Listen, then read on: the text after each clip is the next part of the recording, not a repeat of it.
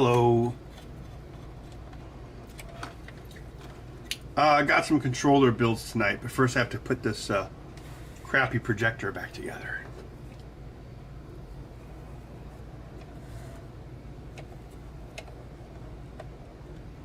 I couldn't resist a $30 projector at Menards.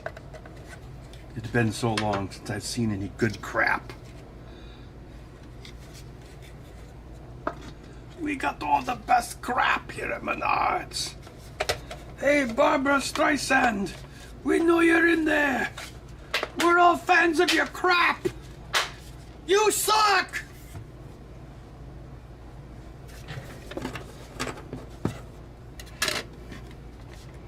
Oh, crap. I put it together in the wrong order.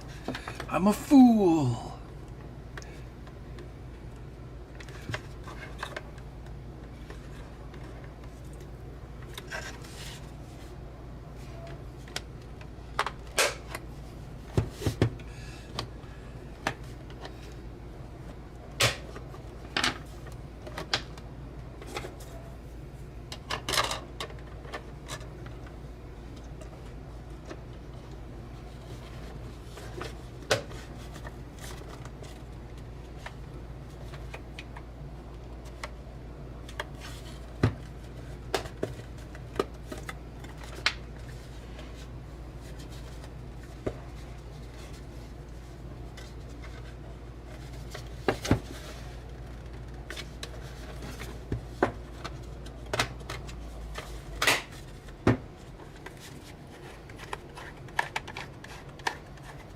Very high quality.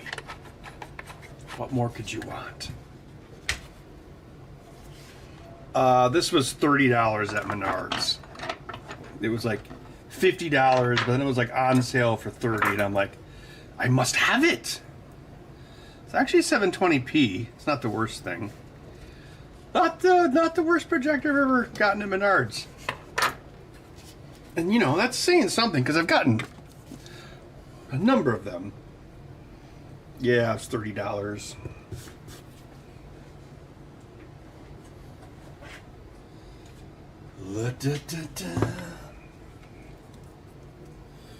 When you begin to begin.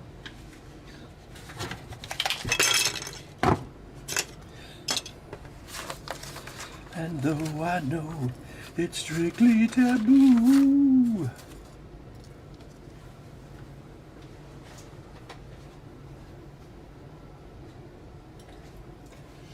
it wasn't lies, Jenny. It was acting.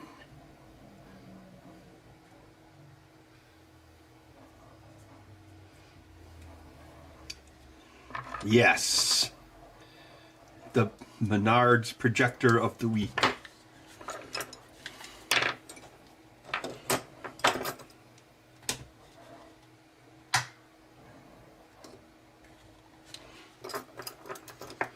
I don't know why. I think Bud's upstairs.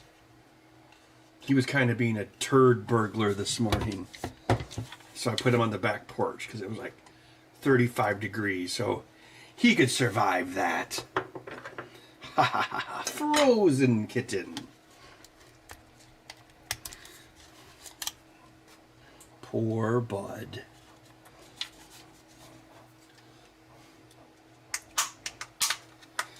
Well, I think it was originally $60 or $50, but it was like on sale for $50. So I think Menards gets crap, and then nobody buys the crap. So then they mark down the crap. It's a circle of crap. Yumma, yumma, yumma, yumma, yeah. Yeah, actually, well, I got these two on Black Friday for like $44. But it took like 3 weeks to arrive. So something's definitely up with Microsoft or Xbox. I believe all the conspiracies because I buy these controllers all the time, and for whatever reason, like finding new ones on Amazon this year started getting like really sketchy. Like almost as bad as 2020. So it's like, what is up?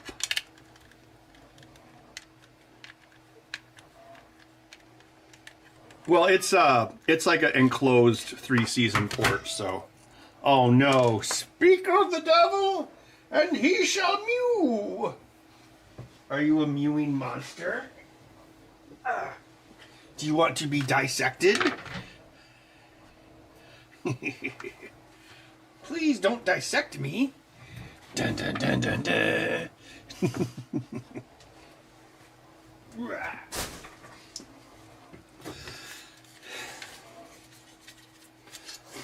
Everything the light touches is crap.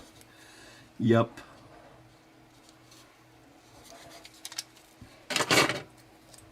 Simba, remember who you are. Oh, there's a new 8-Bit Guy video? What's it about?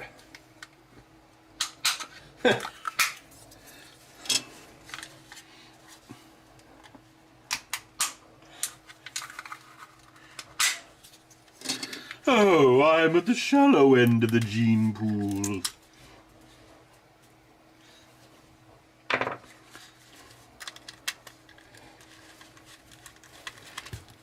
Bud gets... No, Bud's... He actually lost 2 pounds once he got on his new food. So he was the biggest like last year. When he went to the hospital, he was 17 pounds. 17 pounds of love.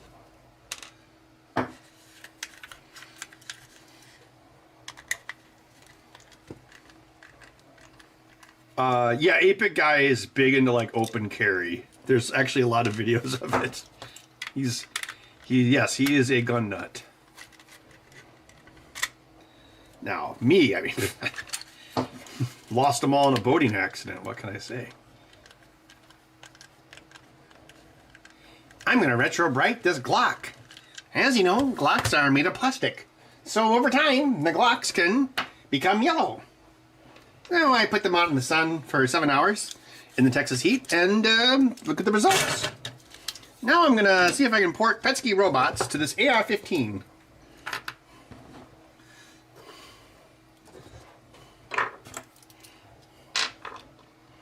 Doesn't he have an arcade now?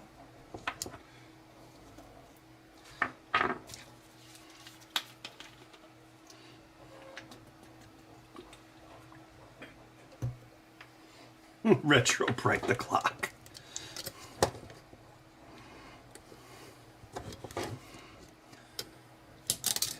He definitely seems like he'd be a Glock owner.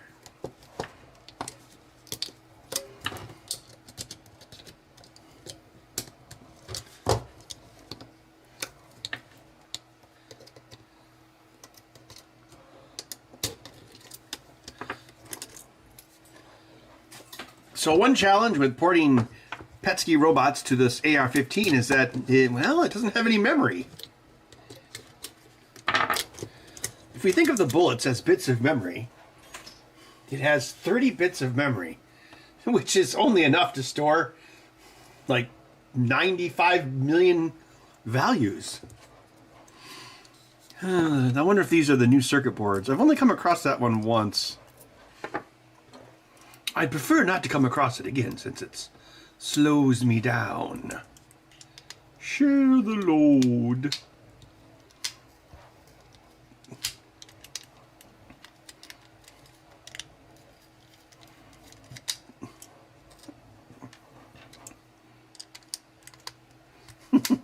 Yeah, he gets pulled over in the Prius. Officer, I should let you know, I have guns in the car. You have guns in a Prius? Well, I'll be corn-snoggled. But it's okay. The guns also run off electricity, just like the Prius.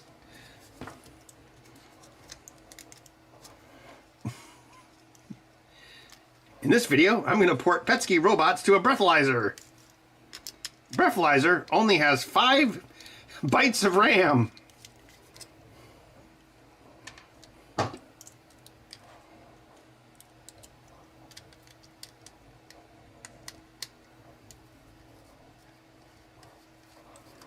Oh yeah, I watched pretty much all of his videos.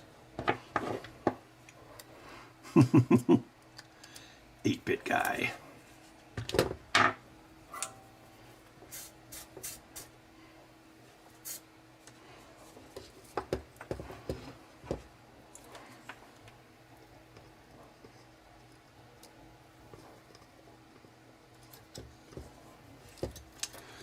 La, da, da.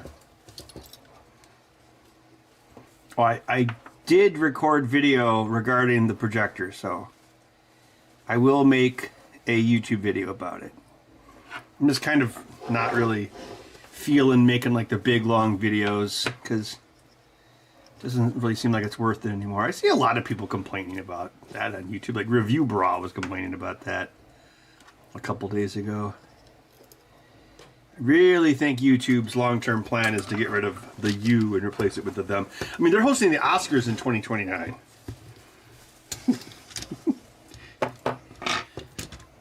Maybe the views will actually go up. I kind of doubt it.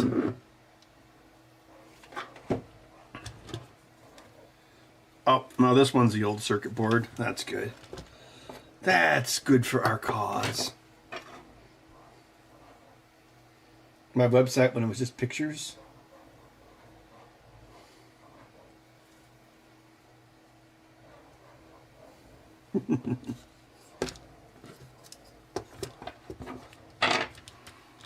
Yeah, the Christmas special, that was actually from one of our podcasts, like many years ago. I just thought it would be fun to repackage it as a YouTube video. Just have something for Christmas, you know. That's why there's like dated references like X-Fire and IRC chat and stuff like that.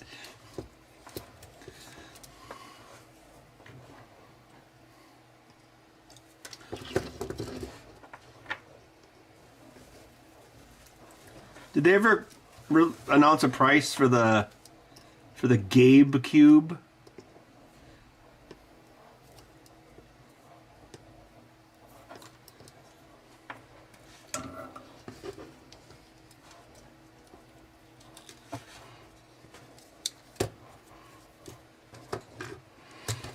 I think it's like Hollywood is the Titanic. YouTube wants to be the life rafts, and we're the third-class passengers. So I'll have to like make Bud go to sleep, and then he'll die in his sleep or something. You know, like Jeanette Goldstein's kids. Don't worry. One of these days, I'll have Felix come back. It would be great to make a video. Hey Arrow, I think that's part of the plan. Just have everything in the clouds. Like, oh well, RAM's expensive. I guess you're just gonna have to use a thin client, and you won't be able to install anything unless we allow it.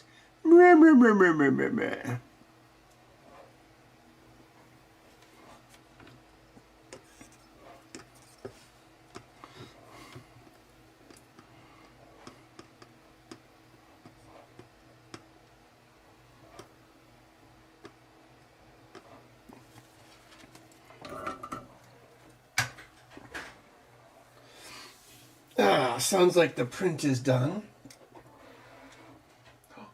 Bud.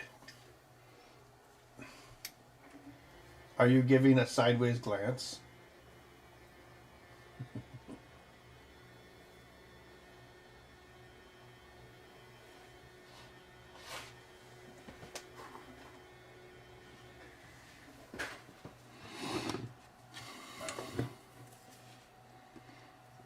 I don't think I'm going to like build the greenie machine for the charity stream. I don't know. I'm not going to say I don't have time because I don't know. I'm taking like Christmas Day to like January 4th off because everyone is. But I don't know. There's probably some other projects I would rather work on, or maybe just chill out. And I don't have to always be working on projects. Yeah, famous last words.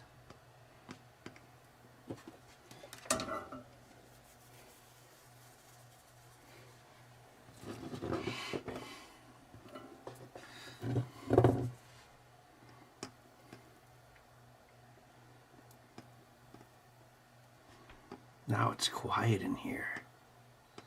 Happy little clouds. I'm trying to think if anything else is new since last week.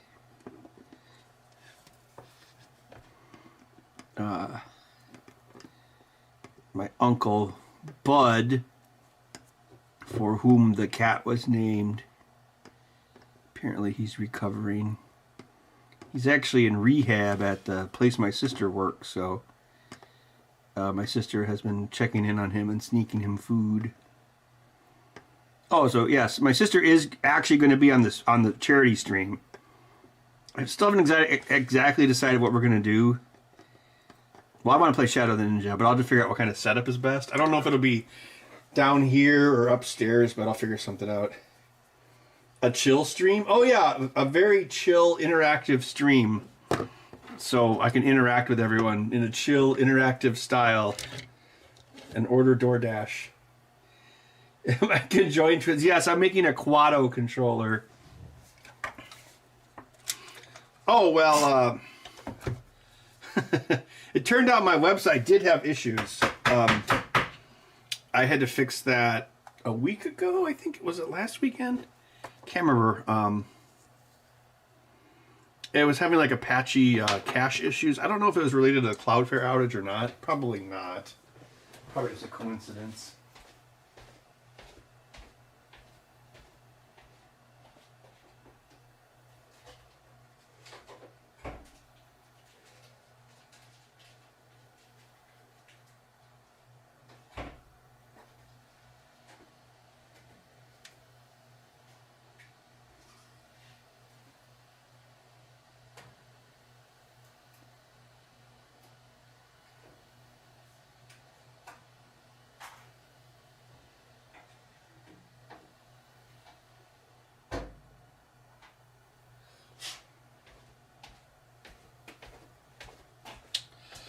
But I'm sure that's probably why there hadn't been any controller orders lately, because my website was busted. I mean, sometimes it might look like it's working to one person, like me, but other people might... Well, it was like displaying like old pages and wrong pages, so the navigation was all messed up. But it should be working now. Something else I did in 2025. I actually had a pretty productive year of personal projects. I spun up a new DigitalOcean droplet and actually redid the site over and transferred it over because my old droplet couldn't update. I think it was like stuck on Ubuntu like 18 or something. And I don't think I was able to update it, so I was like, screw it, I'll just make a new one, because it was like 7 years old, I think, anyway. So that was something I did this year. Oh, hey, Dave. Yeah, I saw that message, David. Yeah, it's too bad you couldn't have moved to Wisconsin, but I know that's not in the cards right now. Although they did just jack up our property taxes, David, so it's not all sunshine and rainbows here. I mean, I'm sure you'd think it's very cheap, but as a Wisconsin resident, it was definitely noticeable.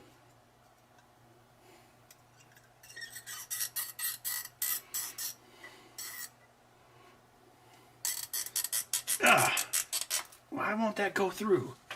Maybe it'll work anyway. I should probably get a new front nozzle assembly. Alright, let's see if we got enough clearance. Clearance the angel.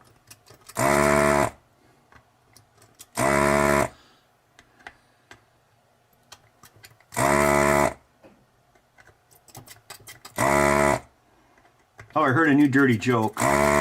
I probably shouldn't tell it on YouTube. But, yeah, my very exciting life. We did get... I was working on the new pinball machine for like 2 weeks down at Spooky. Because I was gonna start a game in October, but the license got delayed, so they were like, well, would you like to do this other theme instead? And I was like, oh yeah, I probably actually would enjoy that more, because it's I don't know, simpler in a way. I can't really go into detail because I can't tell you what it is, but I think it'll actually be a little bit more straightforward rules wise. So since that got flipped around, they're like, well, you want to come down and help design the mechanisms for it? And I'm like, sure. So that was about 2 weeks. Like, I think it was like the first 2 weeks of December. I was down there like pretty much for 2 whole weeks. So Bud, I had to rely on Bud's auto feeder the whole time, and it worked the whole time. So that was good. Yeah, so I actually got them to put in more stepper motors, which is something I've been pushing for, so that's good.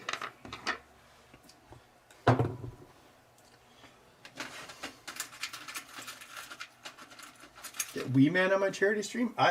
Maybe. I mean, I don't know. I mean, he doesn't live here. We have played Call of Duty many times. Maybe if we do a Call of Duty charity stream or something. I don't know. I definitely want to play Shadow the Ninja. I know I've mentioned that like 10 trillion times now. I was so close to beating it. But then the controller messed up or something. Obviously, it wasn't my fault. It was, you know, God's fault or something. Woo.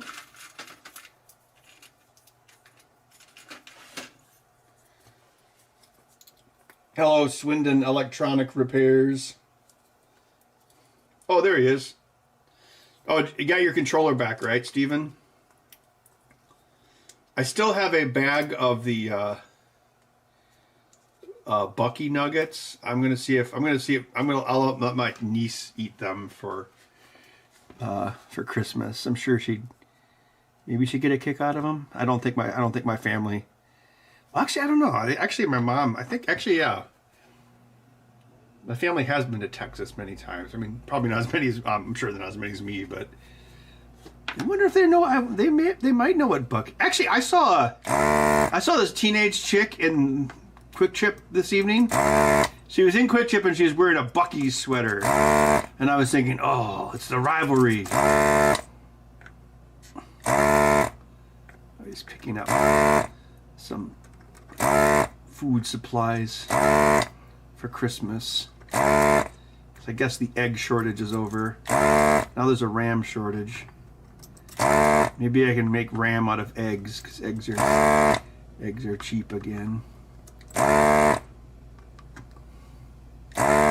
was never like a big egg fan, but I've been buying them more often because like I usually make like French toast on Sundays. That's like my thing to do now. So I guess that consumes a couple eggs. Well, eggs last forever, so you know you can. Yeah, you look, a carton of eggs will last me like a month and a half at least.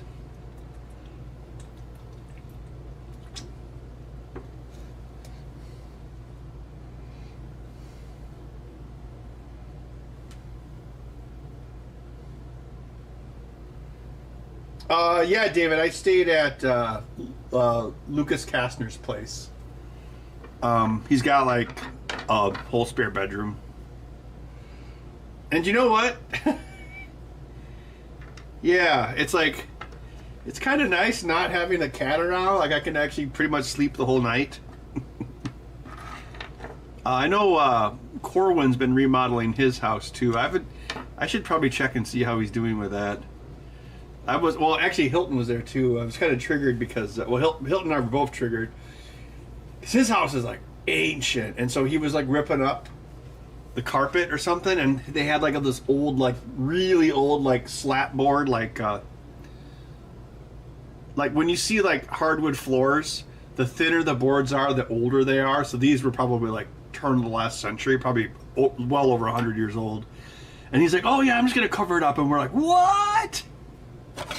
So Hilton and I were both super triggered by that. All right.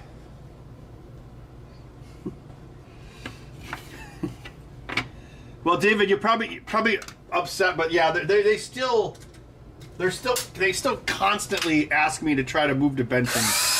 So they're exactly like Charlie when it comes to that.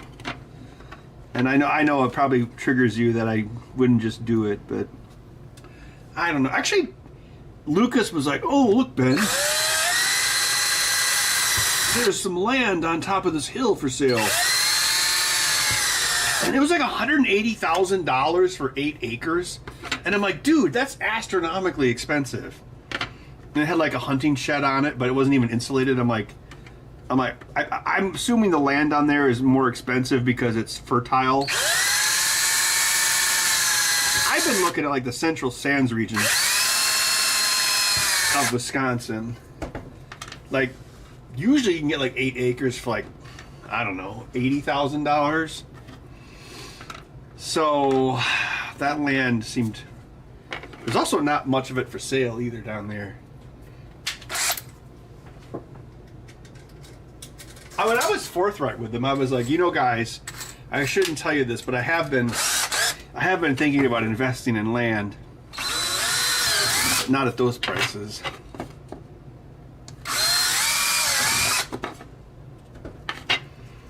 Although I didn't end up buying that truck. I don't know. I mean, maybe I could have made a counter offer, but I don't know. A buddy of mine had one, although his was a 2014, and he said he had a cam phaser issue, and it was like $5,000 repair. The one I was looking at is newer, so I think it's probably a more, less, or a not as unreliable EcoBoost engine. Yeah.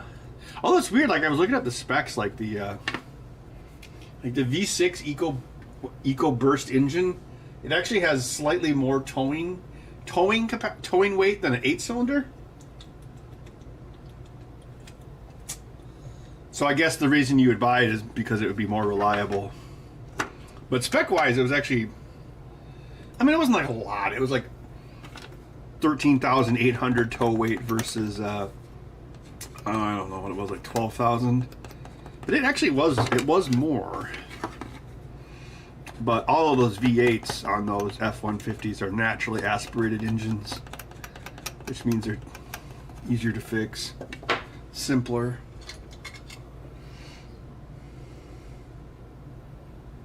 Louis Rossman Real Estate. Yeah. Well, yeah, I found this at Menards last weekend or whenever it was. It's a projector. So it was $50, now $30. I'm like, oh, I can't resist. And I actually did make a video about it yesterday. I might film some more stuff for the video because I didn't hook it up to a computer. But I was actually able to put in like pretty high bitrate MP4s from my Super 8 scans, and it played it just fine. And it actually is a 720p projector. Usually they're 480s with a bunch of fake upscaling.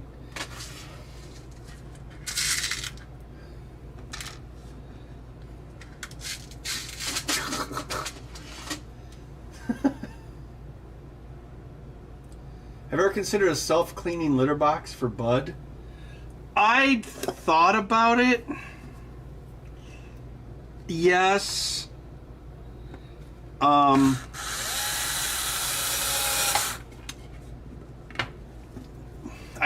never got one.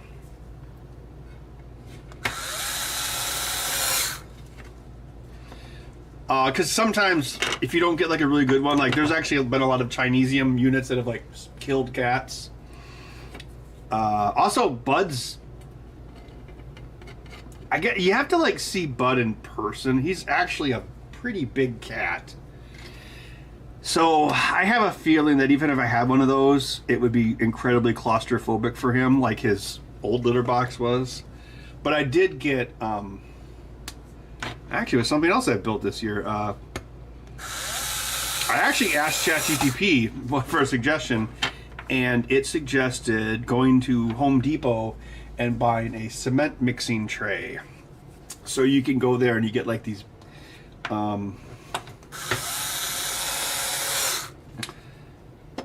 they're like these big plastic trays. I mean, I don't know.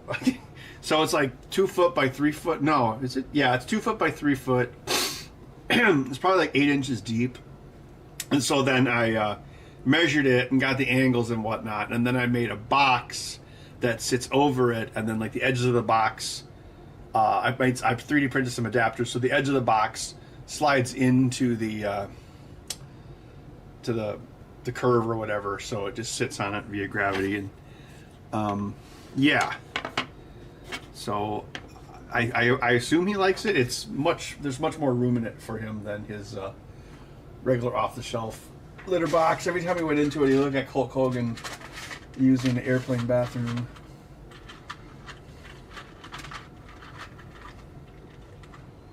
A poop conveyor belt? Oh, interesting. You know, I did think about possible ways to build him one. My thing was like, I was gonna have it tip upside down.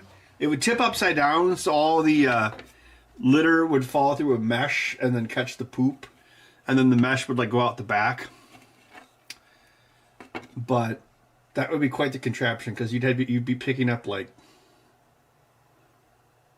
it's got to probably be like at least 30 pounds of litter in that thing now, because it's big. I don't know. I mean, with this new big litter box, I mean, you could. It's bigger, so you could probably leave it for a week and it would be okay. Well, he still has his old litter box, because after his urinary issue, the vet or I don't know, somebody was like, well, you know, you're supposed to have however many cats you have plus 1 litter boxes. And I'm like, oh, and they're like, yes. So if you have 1 cat, you should have 2 litter boxes. So his old litter box is still around, but I check it from time to time. He almost never uses it, but it's there. And I know you're supposed to put it in a different part of the house, but I don't know where else I would really put it. I mean, the best I could do is I could put it in a different part of the basement, but like this part of the basement, the secret lab, the door is always closed. Like, Bud's not allowed in here. There's way too much stuff for him to break. I mean, right now it's okay, but not unsupervised. Because he would like try to eat all the Q-tips. Your cats go outside in the woods. Yeah. Yeah, I also kind of wonder, like, if I did get some land, like what would happen if I like put Bud in the woods? Like, would he try to escape? Well, of course, growing up in the country, like, as long as there's food around, the cats don't go too far from the food. But I would still be sad if he ran away or got snatched up by an eagle. Well, that would have to be a big eagle. Well, actually, bald eagles are freaking huge. Maybe they could probably... A bald eagle... Yeah, I bet a bald eagle could pick up Bud and eat him. Yeah, you know, Bud, if you got picked up by a bald eagle, I just have to let it take you away because, yeah. I could save you, but then I would go to federal prison probably.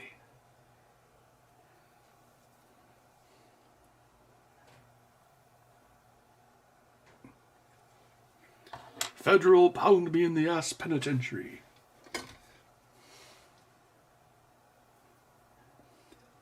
No, Bud's mother is a complete deadbeat. Yeah. She's probably also dead.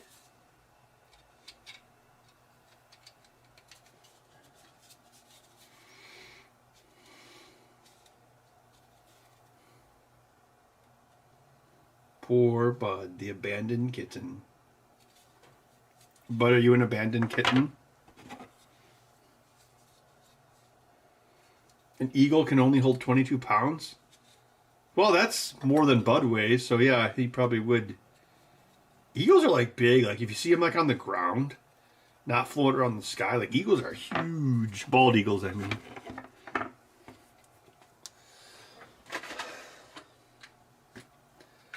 Woohoo, caught a live stream. Well, kind of back to the old grind, got 2 controller orders here, so I'm just seeing how far I can get before I get too sleepy. 8:44. Yeah, okay, Bud was fed. That's good. Christmas week. It's Christmas week, sir. I'm still I'm gonna work tomorrow and Wednesday, but then I'm taking off.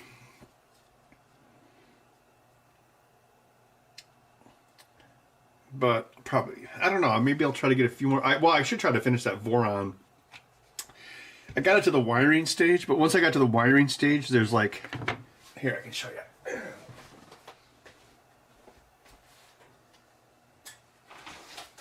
It's a Voron, but it's a LDO Trident variant. So... There's like some errata here for the Trident variant, but once you get to the wiring stage, there's a ton of errata, so it's like, ugh. I think I'm... I think I'm right around here. And it's got like this huge board. Big Tree Tech Octopus board. But on top of it, it wants to have like Clipper and like a Raspberry Pi. And I don't think I have any spare Raspberry Pis at the moment. Maybe? I don't know. Well, actually, no, that's not true. Because I have... Well, I'm not going to put a Pi 5 in there. That's overkill. I think I have like... I guess technically I have a spare 4 I could use. Although I was using that for something else. Well, actually, yeah, here. I also finished doing the gut swap on the Maker Gear. And I also added a screen to it. So, this Maker Gear now has a Big Tree Tech SKR3 mini board, as well as a BL Touch bed leveler. So I'm not running Clipper, but what I'd like to do is, well, I've still got the MakerBot too, so I was thinking, well, I already did this on my Raspberry Pi 4 brick that I made. I installed Repetier Host, because I don't know, I've just got this thing against Octoprint. I don't know why. So I put Repetier Host on it so I could run the printer that way. Because like the old computer there in the corner, yeah, well, it's Windows. It's kind of old. It's like 2014 CPU, and I think the RAM is glitching out again. So it's definitely a goner unit. So I got to like set up 2 of these printers to work without a computer. Basically, is what I'm getting at. But I'm still keeping them. The Maker Gear was just too expensive to just like give away, or it was like $1,600, I think. The MakerBot was like $1,800, which is crazy.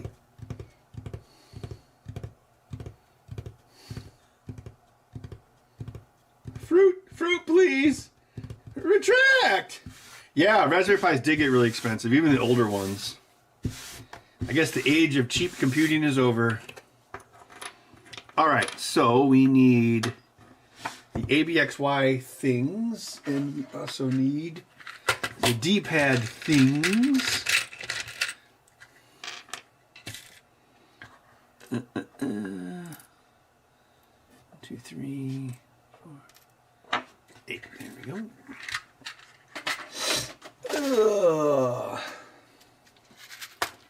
I was also working on. Oh, here it is. A new MGC workshop. So this is the prototype for the new game badge that uses the leftover Chinese screens that I have. Well, very Chinese screens, direct from China, so they were cheap. So hopefully I can. Well, I was working on the spreadsheet. I'm pretty sure I can make it the same cost as last year, if not slightly cheaper. Inflation busters. Who are you gonna call? There's a steady paycheck involved. I'll believe anything you tell me.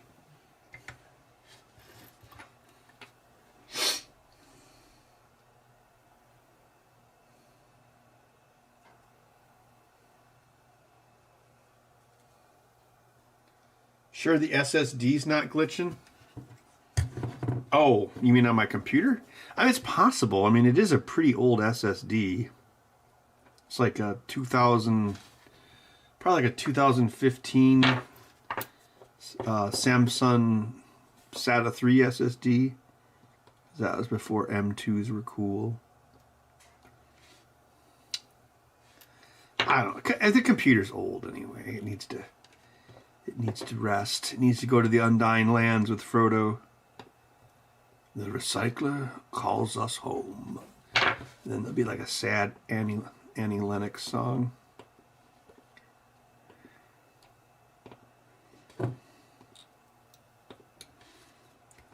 Mr. Frodo Baggins.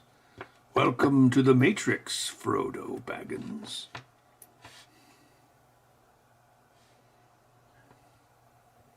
I hope me waking up in bed doesn't become a meme. It will become a meme, Frodo Baggins.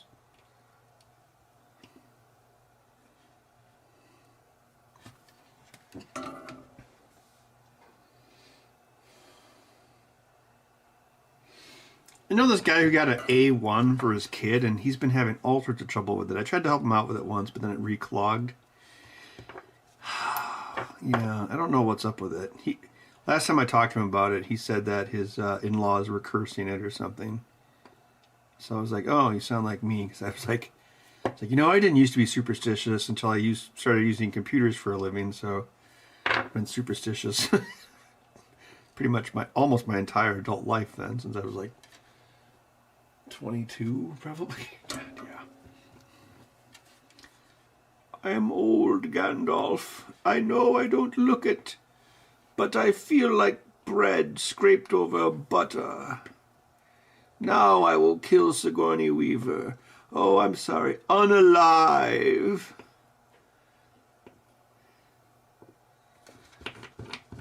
Oh, yes, Ripley. That model was very glitchy. When it tried to kill people, it would use rolled-up magazines.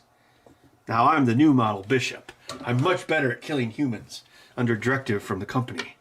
Oh, that's good to hear. They can bill me. Oh, those are the halcyon days where James Cameron, like, picked up a camera and, like, aimed it at a set with actors in it and then, like, made a movie.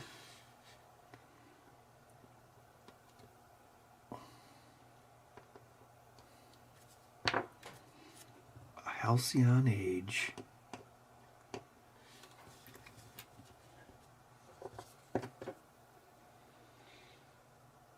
Yeah, Holder B, I'll take it apart and see what I can reuse or give away or something. I just, as a whole, I mean, it's like a 2014 model i7. It's just old. And I don't really even use it anymore. Like, the only thing it was really doing lately was like streaming to these printers, but streaming data to printers over USB is, well, I guess that's exactly what Repetier does, but I know I was like the weirdo that was still streaming prints from a computer.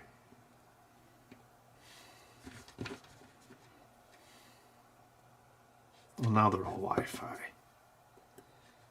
obviously.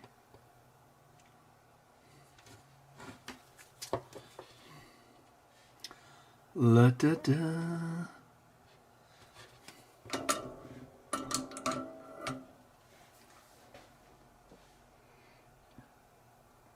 Overheat the bed and melt the chassis? Ooh, that's not good. Oh yeah, this guy was having extruder issues. Like, it kept getting clogged and stuff. And I noticed one of the filaments he was using was like a silk PLA, and I told him sometimes it was going to be troublesome. And I gave him like just some like generic Overture to try. Yeah. Not sure. I don't think it's resolved yet. Remember, he got it for a screaming deal, like $300 or something with, I think it actually came with like some sort of filament changer, but they never hooked it up. Yeah, it was like a screaming deal like last Black Friday, so like over a year ago.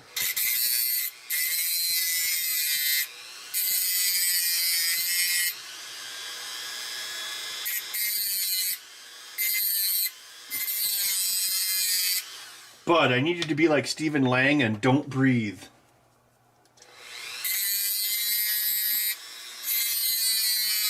There you go, Avatar reference.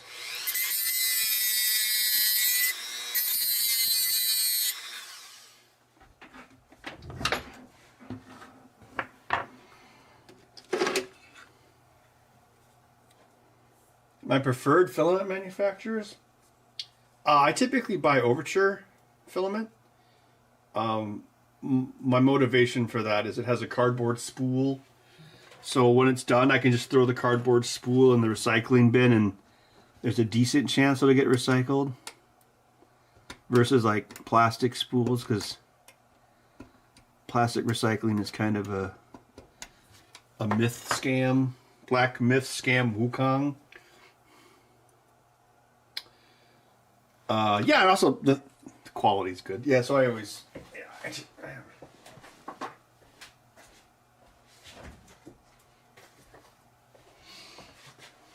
Yeah, so I usually get Overture PLA.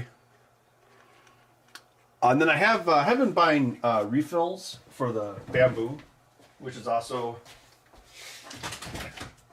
like, I may be super based, but I still try to be like as environmentally friendly as I can. I don't think those things are mutually exclusive. Let's see. I'll use these for the long ones. Glass or plastic, yeah.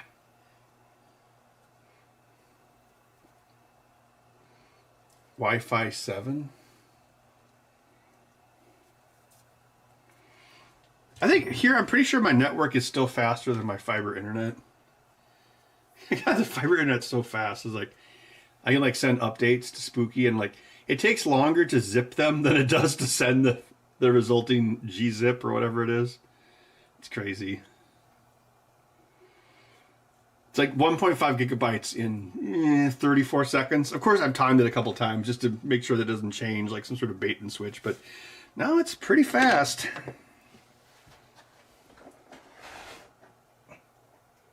I mean, you don't really notice any difference on the down. I mean, it's technically twice as fast as Charter, but there's all sorts of other bottlenecks on the internet. Like when I upload to OneDrive, it obviously doesn't actually go 1,000 or 1 gigabit a second. It's more like 300 with all the internet bottlenecks, but it's still infinitely, well, not infinitely faster, but well, actually it is like literally 100 times faster than the Charter upload was. Literally. There you go. Someone on the internet used the word literally correctly. Mark your calendars. Hashtag word Nazi. What are you doing with these words?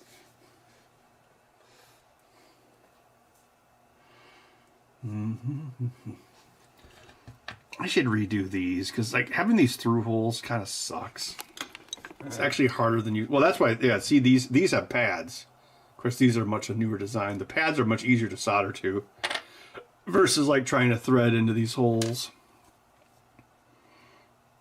Ugh. What did I eat for? Oh, I ate a hamburger. Yes. All right. That shouldn't create heartburn.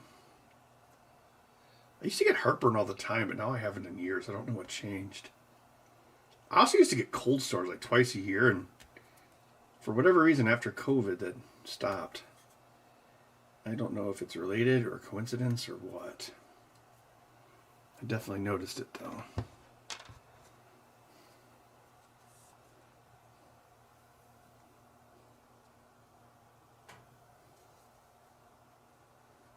$10 gig? Wow. Yeah, I think like for down, there's like a certain point where it's fast enough.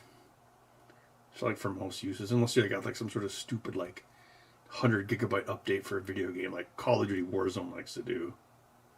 Which is so stupid. Like, oh yeah, 100 gigabytes, no, who cares? Like for everything else, like streaming video, like you don't even need remotely that much. Like I was perfectly happy with my 500 down Charter. It was just the up was kind of slow. So I guess the question is like how long before AT&T jacks up the price? Well, it'll still be a better deal than Charter.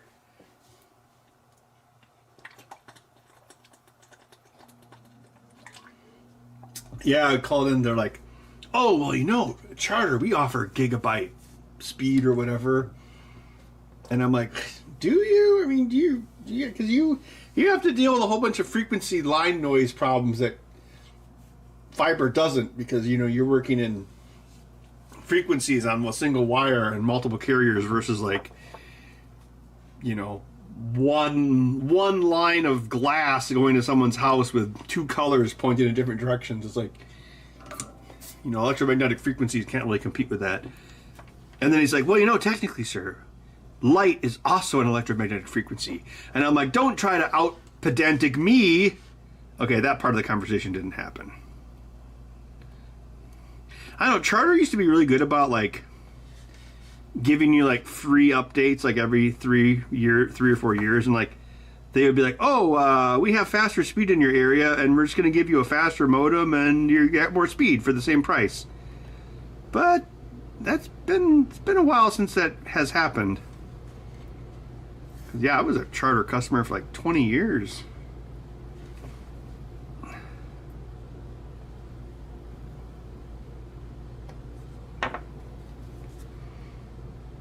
Like, part of me was like, Charter is like one of the less evil cable companies. So part of me did kind of feel bad, like giving money like an ancient evil company like AT&T, but yeah, the benefits were hard to ignore. I usually try to be a really, really, really awful customer. Well, I mean, not like a Karen, but very, very hard sell. And like when I look at vehicles, I bring a creeper with me. But so it was kind of hard to have a poker face when that kid was like saying, "Oh yeah, there's cable in your backyard now, sir." I'm like, "Oh, really?" Had to put on my poker face. Yeah, actually, the salesman guy, he was from Chicago, and he's like, yeah, that's what he said. He's like, we got Xfinity down in Chicago, and it sucked. And he's like, I wish I could move to Madison. And I'm like, well, well, of course it's a nicer place in Chicago. Actually, Felix was talking about moving back to Madison, too.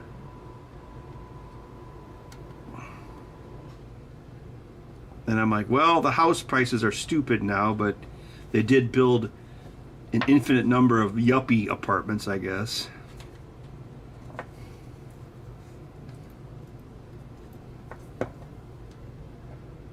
Wasn't that long ago, you could like rent a whole house in Madison for like $1,400, like this place, but not anymore. This place would probably be like $2,300 at least.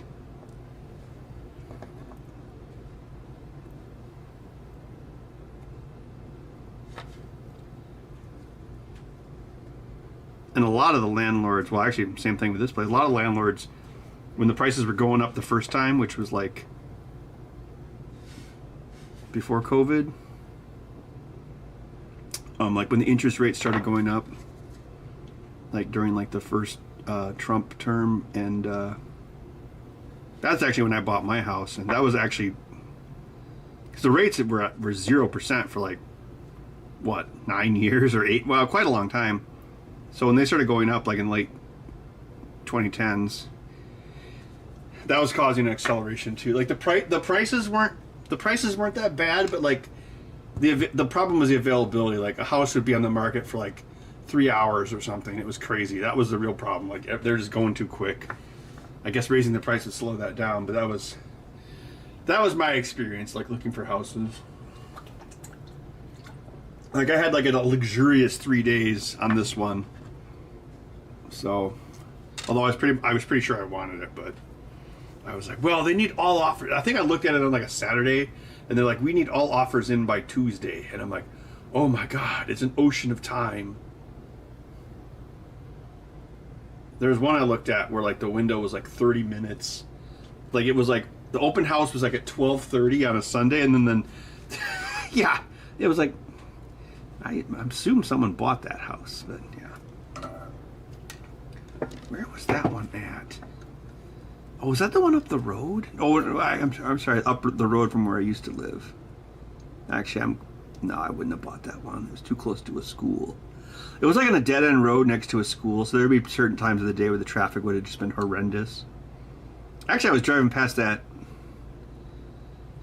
I can't remember when that was. Oh, I think it was like this weekend, and there was like this big bakery there called Bimbo Bakery. Like I think it was like Mexican actually, or a Mexican company, so it had like a weird name. But they tore that down, and guess what they built? Of course. I was like, oh yeah, there's like this just giant building just spawned out of nowhere, like a PS1 game.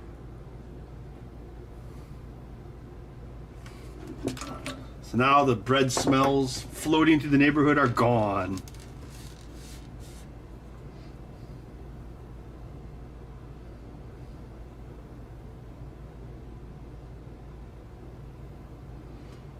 Yeah, it's the thing. It's like, you know, you're like, oh wow, my house is worth a lot more money, but then like if you got to buy another house, that house also is a lot more money. So, did your house go up in value, or did your dollars go down in value? Dun, dun, dun. I mean, pretty much the only thing you could do is like move someplace cheaper, which is what I'd like to do eventually. By eventually, I mean like in maybe 5 years. I don't know. I guess we'll see.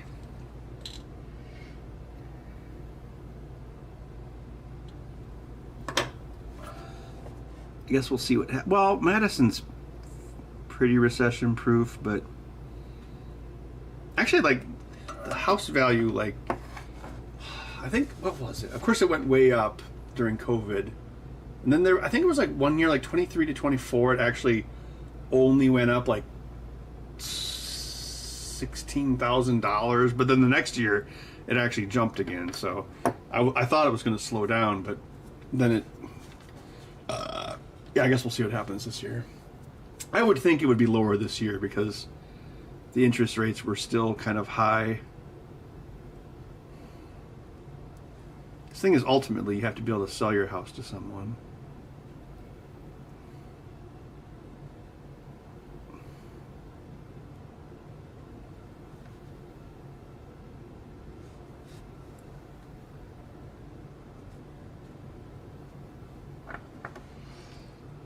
Yeah, it's pretty crazy, Snag. It's like the ladder was pulled up. I mean, there's plenty of millennial people that have houses, but like younger than that, it's not looking good.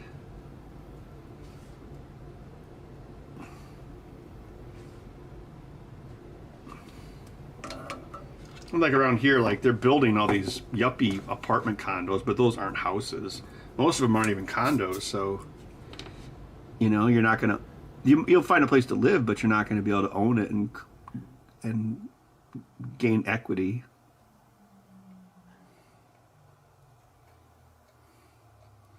I mean, it's better than cities that like just refuse to build housing at all, like San Francisco.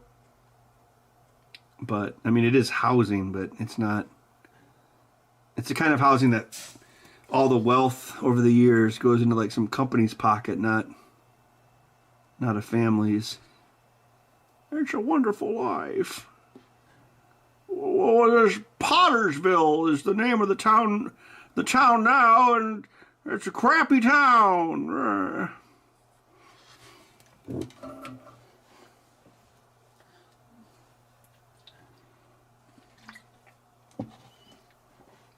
Oh God, house hunting in San Francisco. Has that cooled off at all, or is it still really bad out there for like the cost of housing? Doesn't California have like net emigration now? That probably keeps it from going up too much, right?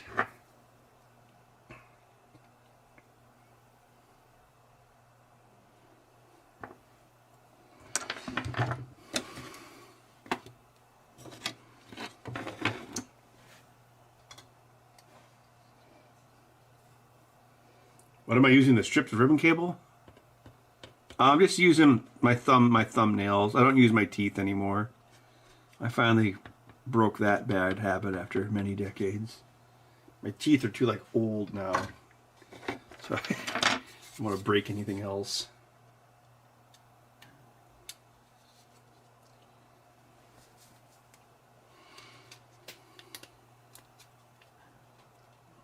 Oh, that's a tight fit. Oh.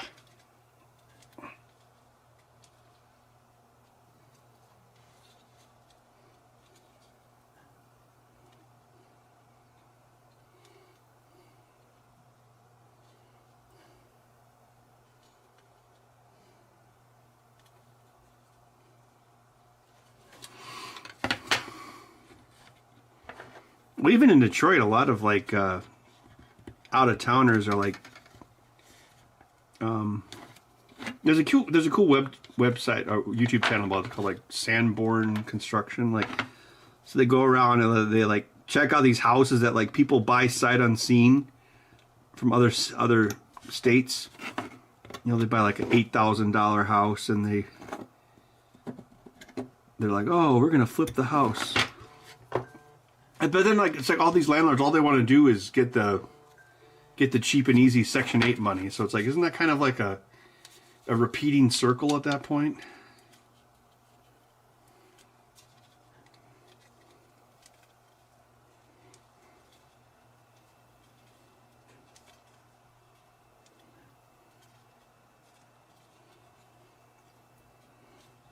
It's like you're basically investing money in an area just to get like government money. Is that really sustainable? I mean, it's profits, but I don't know.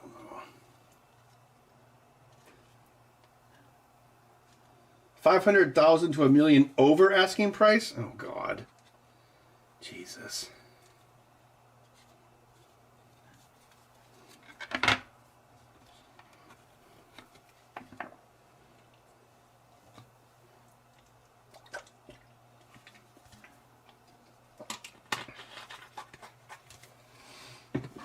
You know, this one buddy of mine, we were talking about that once, and he's definitely kind of more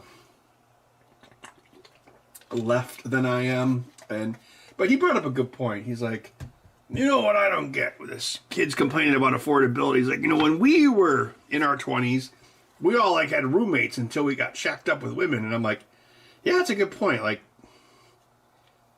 I mean, yeah, it is. It's expensive. Like, I mean, I live by myself. I mean, it was always expensive, but like nowadays it's like starting to get really noticeable. So like if you're in your 20s, but then at the same time, like I guess like a record number of people are like live by themselves now, like more than ever, like in modern history. So that's got to kind of be exacerbating the unaffordability of it.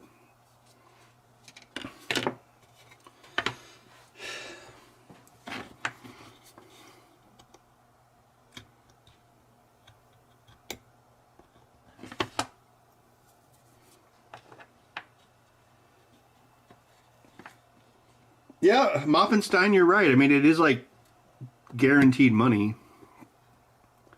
I just got to kind of think long term. It probably drives down the value of neighborhoods. Or like, well, I mean, yeah, like if you're Section 8, you're probably not going to really give a shit about, your building. So it's going to probably cause the value of it to deteriorate quicker because, kind of just gets the shit beat out of it as a building, kind of like a rental car. Like I'm pretty sure there's a spot in my kitchen where someone punched a hole in the wall. I guess I could look at it with the FLIR and try to figure it out.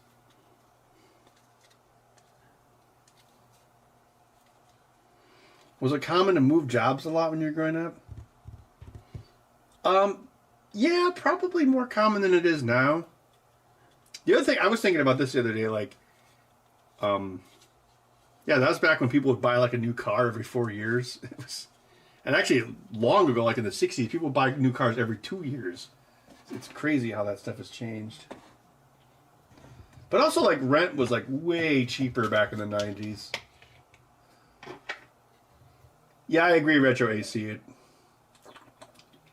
I've been pretty open about how I feel about the economy. Well, I have a paid off house too, and it's like, then it makes you even more cognizant of like property taxes and insurance. Like my property taxes were pretty stable here for like the first 7 years, but there was a pretty good jump this year, probably like, I don't know, 10%. And then same thing, my homeowners was basically didn't budge for like the first 6 years, but then it jumped up last year, I think. Which kind of sucks is like there's nothing like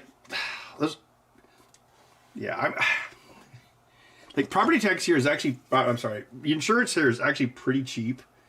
Like I think even now, I think my house is still like under $800 a year, and for a while it was like $600, because at least like where I live, the only thing that could probably get me would be like a fire or a tornado, but I don't think a tornado would make it this far into Madison. It would probably just, all the other houses would suck up the energy.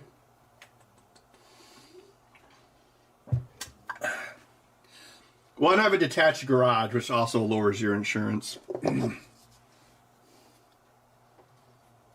So yeah, exactly, Retro. Although Biden was saying the same thing right up until the election as well. So yeah, I think they're both cooking books just with different stoves.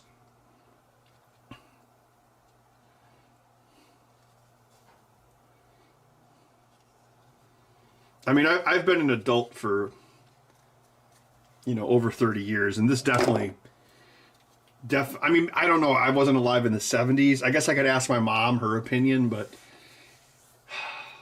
it's definitely like feels the worst. Like, it definitely feels worse than like 2008. I mean, 2008 didn't really affect me, but like I probably know at least as many, if not more, people that have like either lost their jobs or like got cut back like now than like in 2008.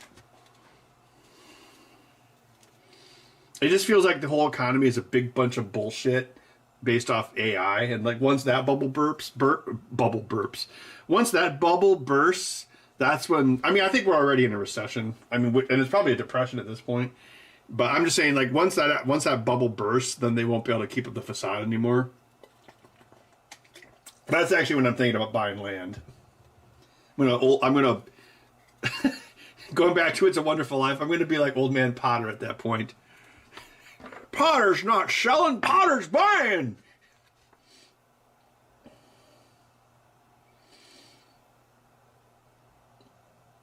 Yeah, Retro. I know it's pretty bad. Like, well, that had been going on for like years. I mean, I know it's still going on, but I'm just saying, like, tech has been laying off since like 2022. I mean, technically, we were in a recession in 2022, but the government decided it wasn't a recession because you still had the worker shortage. That was actually their excuse, and maybe we never even exited it. It's possible. I mean, now they just make up whatever bullshit they want. Like, oh, we don't have the job numbers because the government was shut down. Yeah, nice excuse.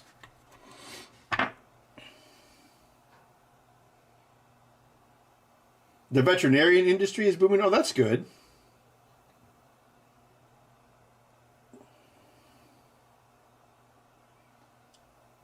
What was Baltimore like in the 70s? I know parts of it are pretty ratty now. My neighbor just right there, she bought that house for $16,000 in like, what did she say, 1964? So what is that? Probably like $360,000 of appreciation. Well, of course, shit, 1960s, that was before Nixon took us off the gold standard, so that's completely different world of money. It's almost inconceivably different. Oh, I found these at Menards. Oh wow, that looks really green on camera, doesn't it? Well, they didn't have a price, so I bought some for my brother to put in his Christmas box. And then I looked at the receipt and it was like, oh, $8 for 3 of these? And they were chargeable too. So I bought like two more packages, one for me and then one to give to another friend of mine. The rest to like rebuild an engine. So I'm like, here, you can stick these to the engine when you rebuild it.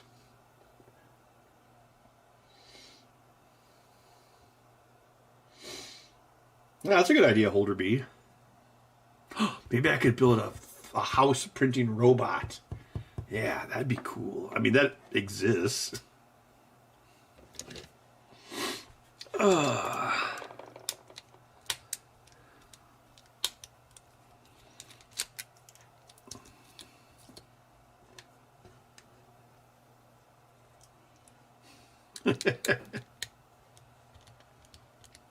Menards booming economy. Yeah.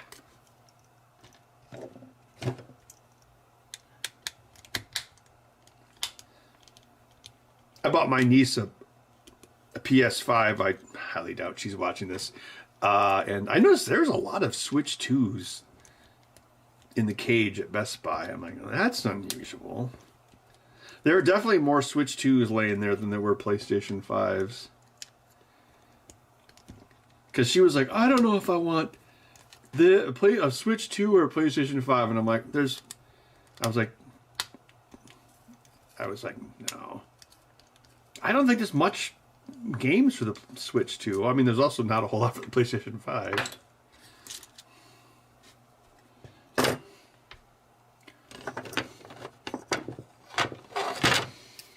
Well, yeah, I know retro, but like in previous years, because Nintendo is usually like, well, not usually, like they always have artificial constraints. Like normally, like a first Christmas of a new Nintendo console, you just wouldn't even find one. Maybe with the Wii U, but definitely not with like the Wii or the Switch. So, although again, Nintendo does do that Star Trek movie thing where like every other console kind of sucks.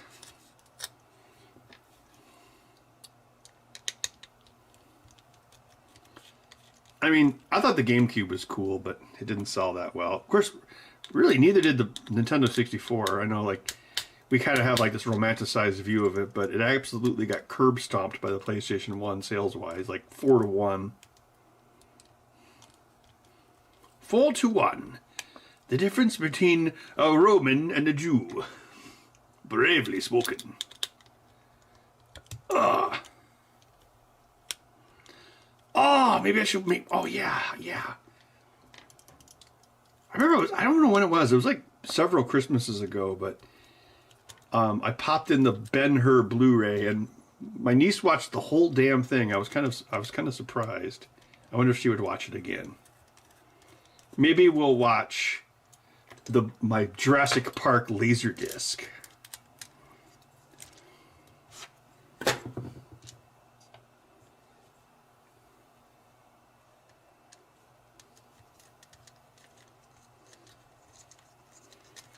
Oh yeah, I heard about that Washington State flooding thing. Is Seattle actually under sea level, like like New Orleans? I mean, because it's right on the sea. Like that whole bay is there.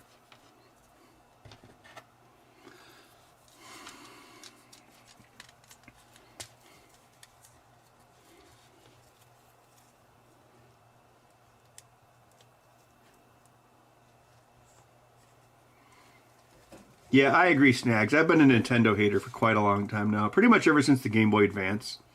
Because I was like, why isn't this backlit? This is stupid. It was then I solemnly swore an oath to become a Nintendo hater.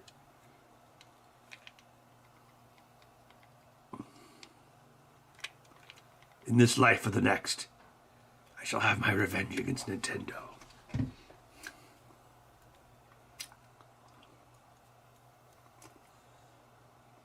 YouTube was giving me all these Gladiator clips. I guess that's why I was thinking of Ben-Hur.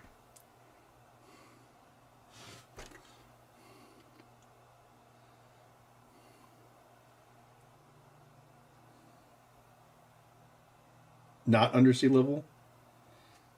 Oh, Arrow Raider, of course, the original Ben-Hur. Oh, that's right. My God. They always remake these movies and everyone instantly forgets about them. Ugh. Why did they even do that? Like, who gives a shit? Anyone who gives a shit about Ben-Hur is going to be a fan of the original, not like, you know, not like some remake movie. I mean, maybe you could like do like one of those like Christian movies, you know? Like, you know, the Christian movies usually do okay, but I don't think they don't do well enough to like justify like a huge Ben-Hur budget. Like, why even try to remake that movie? There's nothing. It's well, I mean, I don't know. I actually like Ten Commandments better if we're talking about like Charlton Heston Bible movies, but obviously Ben-Hur is a great movie. Like, I don't think you're gonna do anything better.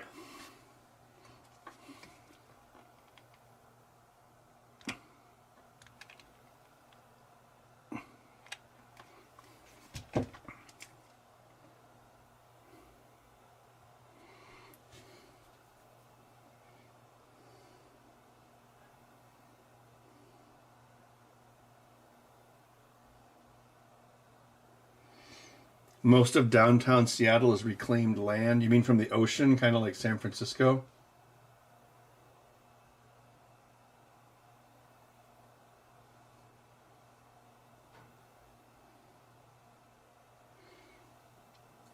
Yeah, what was it? The San Francisco Well, when San Francisco had the earthquake wasn't even the real problem. The real problem was the earthquake broke all the gas lines, and then everything burned down on top of it. And they actually like pushed a lot of the debris out into the ocean and actually expanded the land of San Francisco by basically using debris. Is that what you mean by reclaimed land? Like from the sea?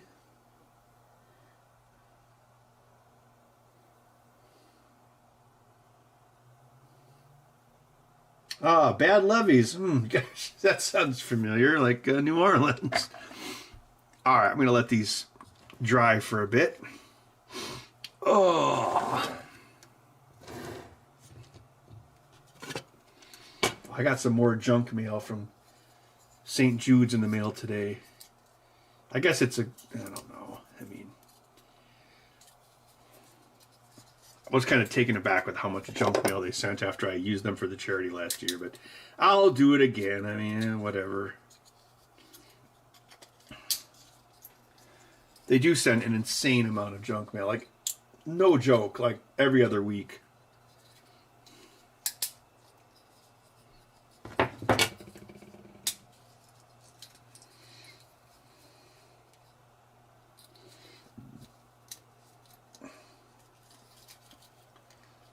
Yeah, like pretty much the in the Netherlands, yeah, that's why they had all like those Archimedes screws, like to drain the land, basically, to move it up to different elevations. The water, I mean.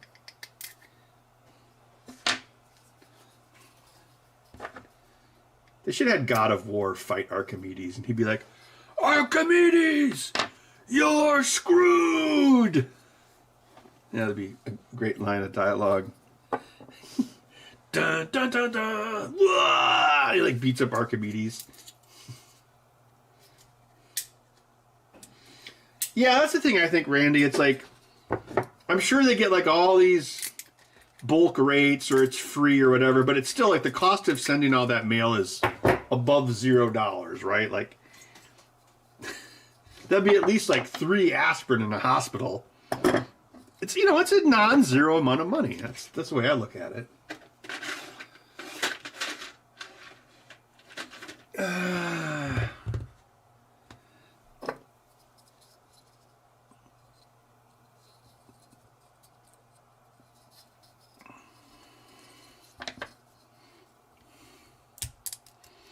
I was watching this 3D printer video, and the guy was analyzing carbon fiber filament, and basically it's complete horse shit. What a surprise.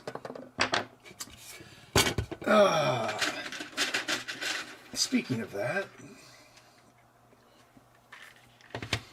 I guess the gray would look okay. Yeah, looks like I got some gray ones here. Oh yeah, let's do gray and black. Yeah. Gray is gray, I want my baby back ribs.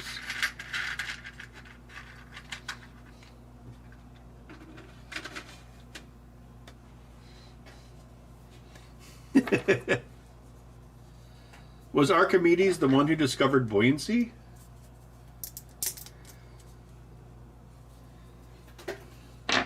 Oh yeah, he was, right, because he was the one who said Eureka, right?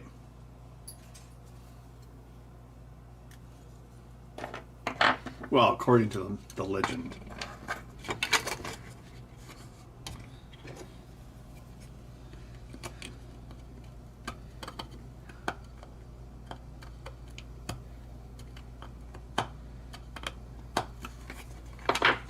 Archimedes, you're screwed. It was like a quick time event. You like drive like an Archimedes screw into Archimedes.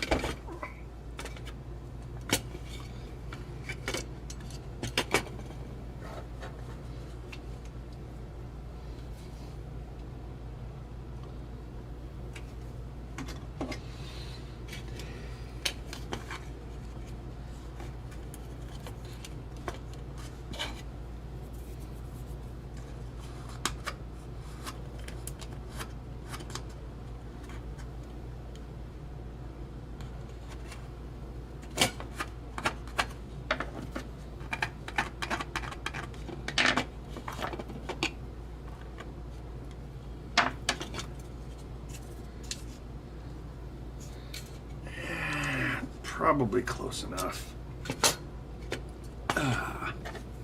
This is, I don't know what printer this is. This looks like a nice filament. I should probably buy some more filament for the bamboo refills. I mean, I think I have like 3 or 4 empty cartridges, so I could fill them up. Although I shouldn't put the filament on until I actually need it, so it doesn't dry out or whatever. I need to get some new desiccants. I've never swapped the desiccants in my AMS. I'm a loser.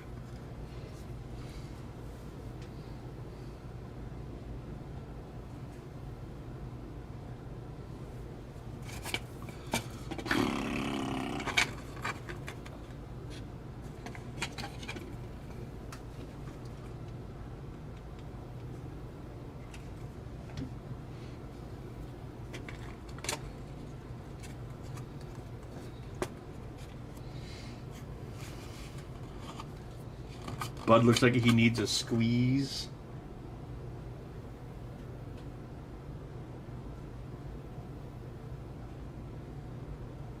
Sea light? What's sea light? Never heard of it before.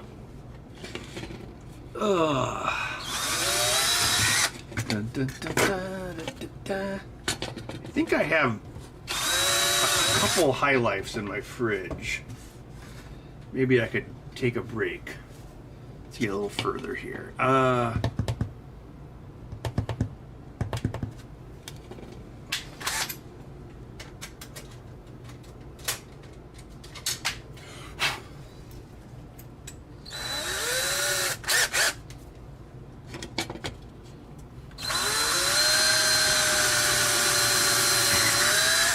Yeah, isn't homeowners in Florida like $6,000 or $8,000 a year or something ridiculous like that?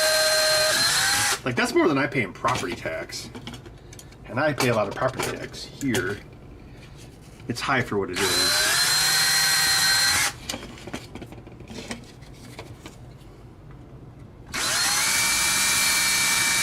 Our schools aren't even that good. Like, I'll be looking at land and like rando land nowhere, middle of Wisconsin. Like Zillow will have the schools rated better than the ones down the street from me. It's like, wow, my tax dollars at work. Trigger frame. Here we go. Oh, obviously we have to use black screws.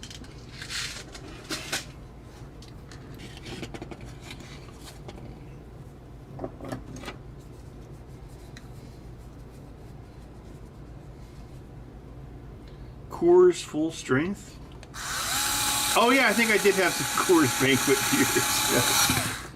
Yes, because you can buy those like, well, those were cans, but you can buy those grenade-shaped banquet beers like on what was the show called? Kung Fu Cobra Kai.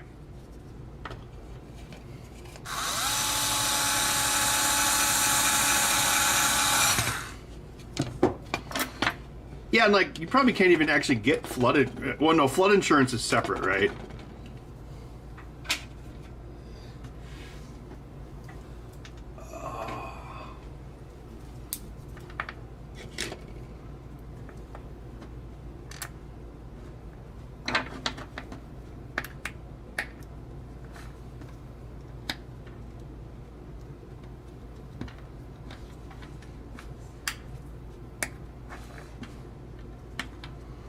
That's my magnet orientation test. Because the orientation does actually matter for the Hall effect sensor. There we go. Happy little clouds. Oh, Forbidden Jelly, what are you doing there? Whoa, that's a bit too much.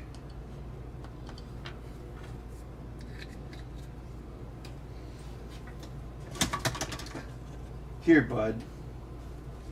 Mmm, Q-tips. A delicious meal.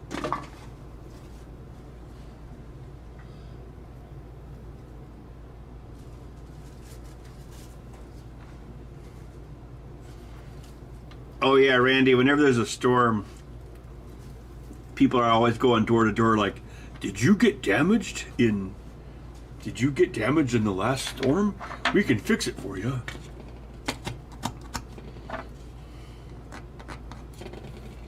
Actually, apparently there was like some hail not too far from here, like this summer.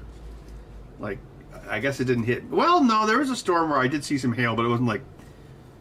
It was probably pushing like quarter sized, but apparently, like just like a half a mile west of here, it was worse. Like, I think it was like.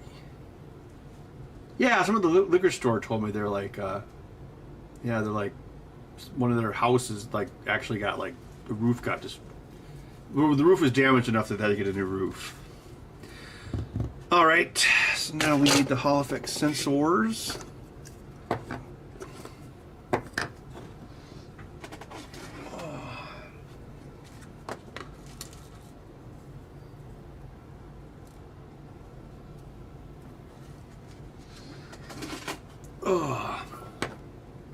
Yeah, they'll just do Jackass 11 like Avatar. This all be fake.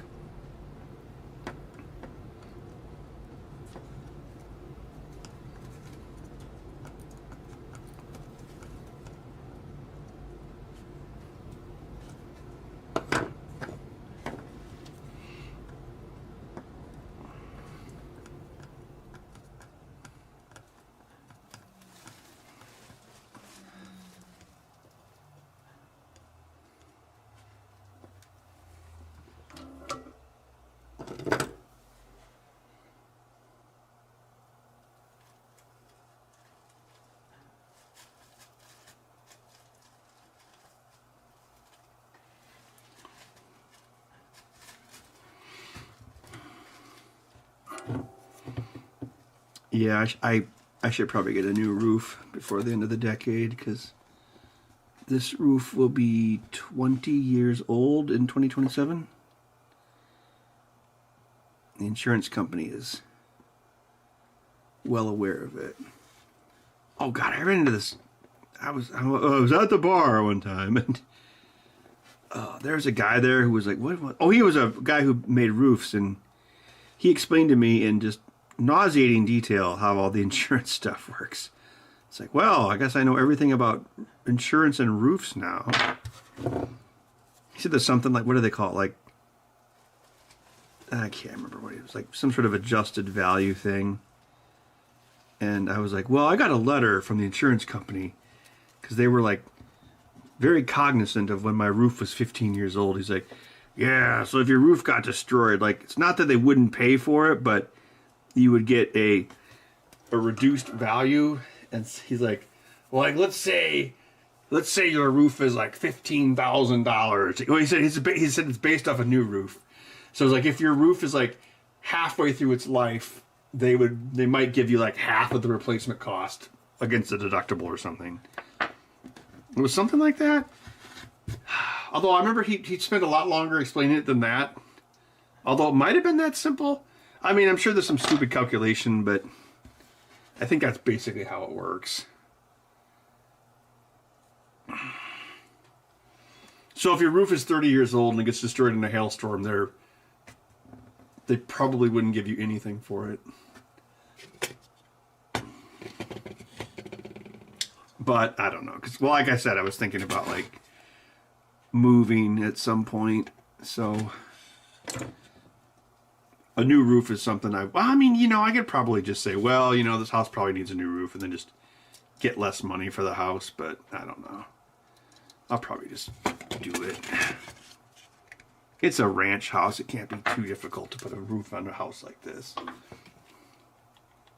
Actually, my neighbor, yeah, Jan, she got a new roof this summer because a branch fell on it, and so then, like, she got the tree chopped down.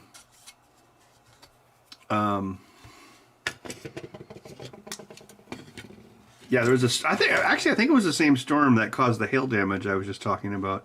Not to her, but to someone else. So the storm caused the tree branch to fall down, and it didn't like catastrophic. It wasn't like what happened to LGR, but it like poked a hole in one part of her roof. So then she was like, I guess she just I don't know, maybe her insurance covered it. So she got a new roof, and then she had the tree completely removed. So that's I did ask her how much that was, and I was kind of surprised how much it costs. But I got a tree I got to remove in my backyard. I'll probably do that next year. It's not a tree, it's a giant overgrown mulberry bush, which is even worse.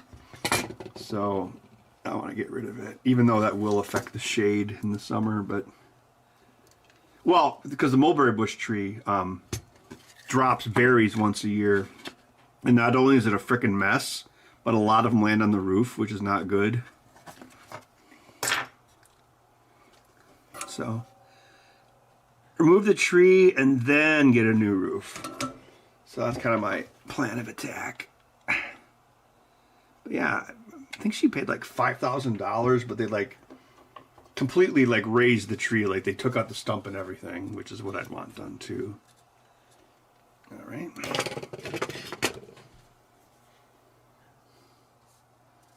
Oh, hello, Carrie.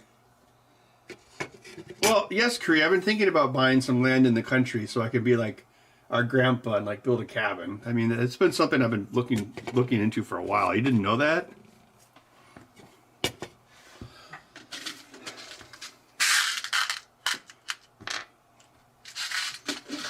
Oh.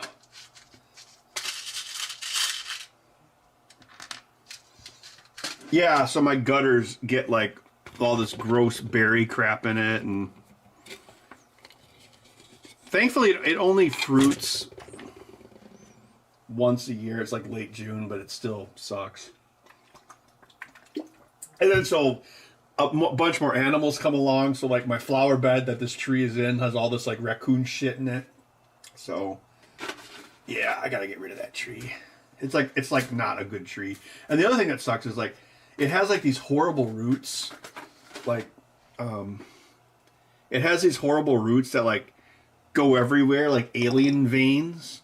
Because I remember like when I was doing a French L-shaped French drain on that flower bed that this tree is in, and the roots were like going everywhere. It was crazy. Like I had like there was like roots like, I don't know, like 7 feet away from the tree, and I'm like, it was crazy. Like the roots look like an invasive species. I don't know how to explain it. Like, yeah, they didn't look like normal tree roots. It's like they were like just, they look like something from like Iron Lung, the video game, or something. Like all these like weird yellow viney roots.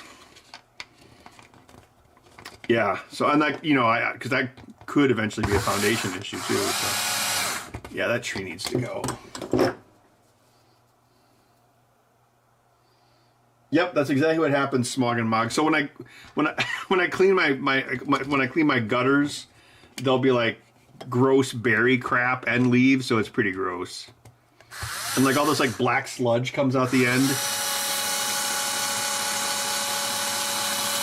I actually used my power washer to clean the gutters this fall. It did a pretty good job, but it's still gross.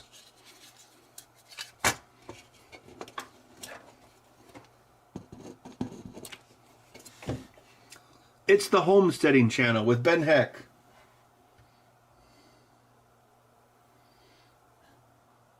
Yeah, Arrow Raider. Yeah, it's the same thing, except for with me, it's raccoon poop. Not on my car, but like a lot of it in the backyard.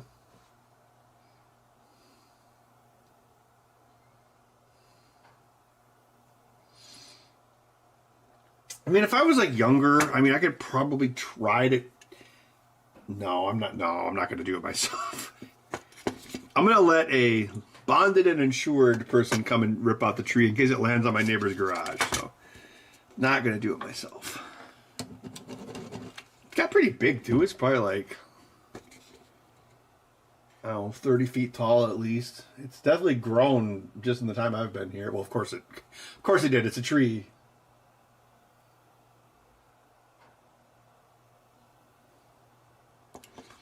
Yeah, so like at the end of the gutters, there'll be like all this black sludge.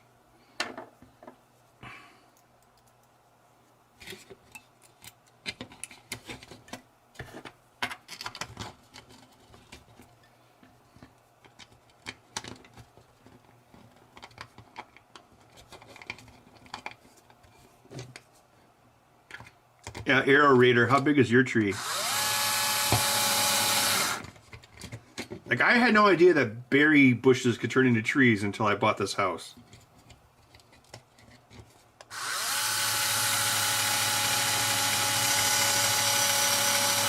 Osprey poop? Really? Huh.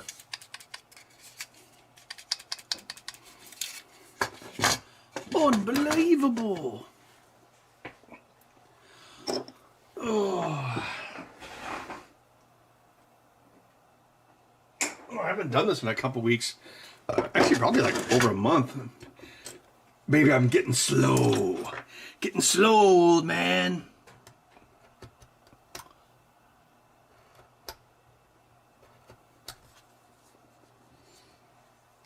Yeah, it sounds about right, aerator.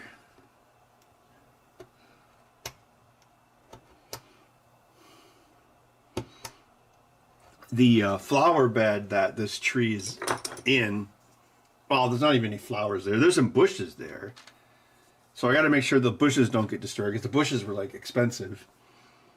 And then there's a bunch of retaining wall around it. So I actually like, because it's on a curve, so I actually had like the, I can't remember what I used. I think it was, yeah, it was like a stone angle grinder blade. So I actually cut quite a few of the end caps of the stones at specific angles to curve around the tree. So I'm gonna have to take that apart and then label the stones so I know what order to put them back. But even then, I can look at the stones, and like the stones that were level in 2019 are now like disheveled.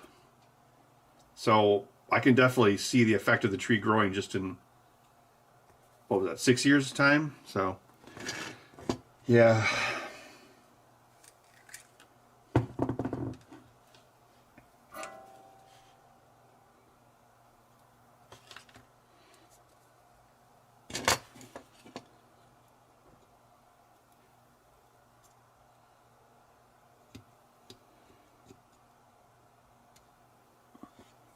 Oh, when I was at Menards the other day, I think it was when I was buying this projector, or I don't know. I think I went there twice this weekend for some reason, but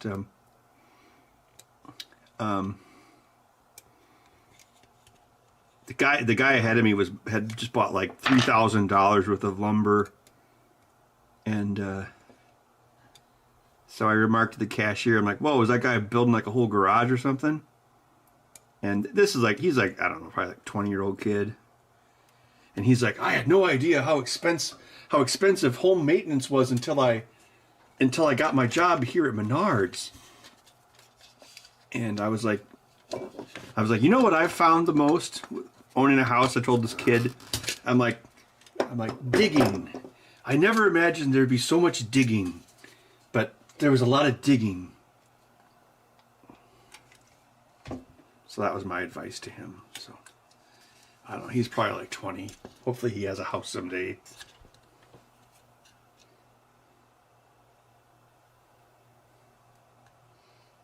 Yeah, Bud's usually pretty docile. He's pretty much docile all day, except for in the morning. So when I like start my work day, he's usually pretty annoying from like 9 till like lunch. So sometimes, well, like in the summer, I'll just put him on the back porch, but like in the winter, like if it's like 32 or higher, I actually still will put him back there because he's a cat. He's got a winter coat. Well, actually, in the summer too, like that's the other problem. Like he has no problem. Like he's perfectly fine sitting in the back porch when it's hot. But if I leave the door cracked, then like that makes the house hotter. So it's like a, you know, there's always something. You know, first world problems, right?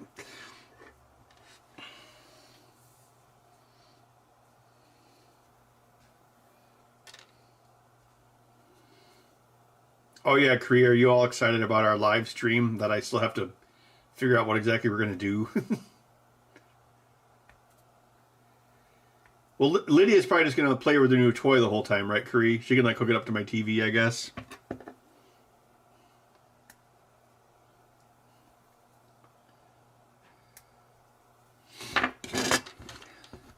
Hey, there's an extra TV in the extra bedroom. Maybe Lydia could hook it up there. Do you guys still need that TV, Curry? I know you said your TV was broken or something.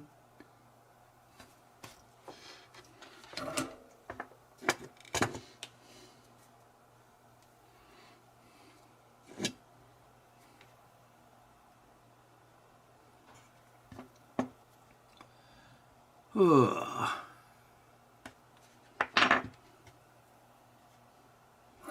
Well, Cree, don't tell her what I got her. It's got to be a surprise, right? Oh, yeah, you told her it was camping gear, right? Yes, I got her some dehydrated Mountain House food. It'll last for 50 years.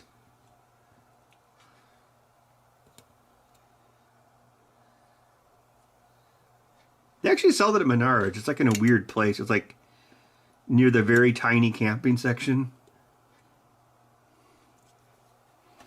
It's not. It's like small bags of it. It's like I don't know,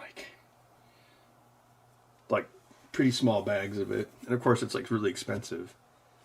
But it's actually really good. If you ever had it, it's actually really good. You can get like Mountain House like chicken and dumplings or like sausage and biscuit, and it's very good. You just put some boiling water in there to rehydrate it.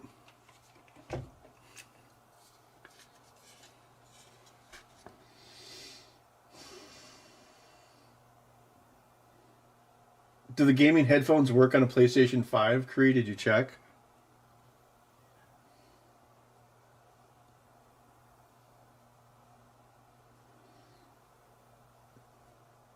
I mean, Cree, I never use that TV, so if you want to take it, you can. It just, the one that's always sitting in that bedroom.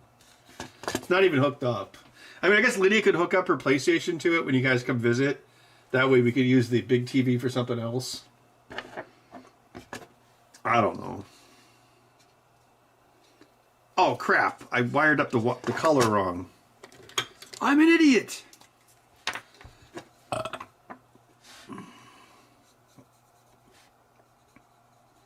Red and blue, the color of veins and politics. Terrible combination.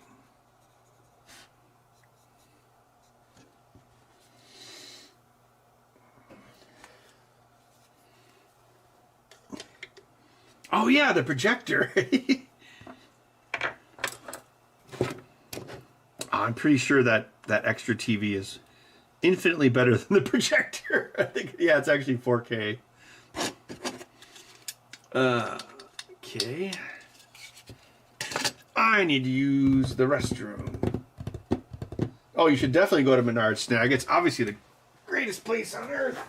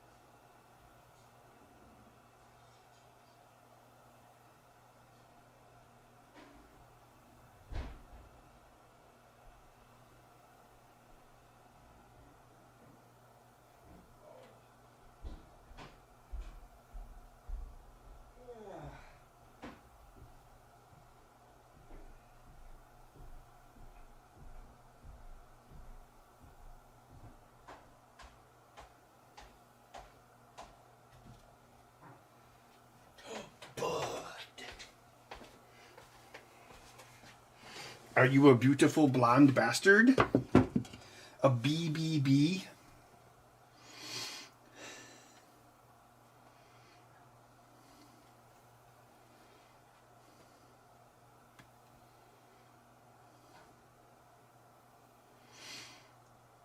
Yeah, you know, it's not the, it's actually one of the better crappy projectors I've ever looked at.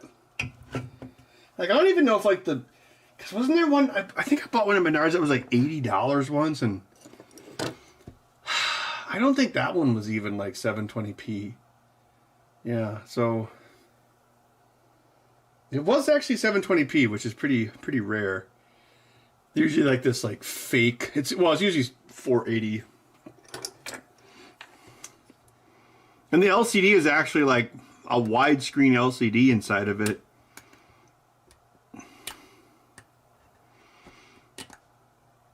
And then yeah, I ran some MP4s of scanned Super 8. And so those are like square, well, mostly square shaped. And it actually projected them at the right ratio, so they were actually not as wide as the screen. So it actually was decent at it.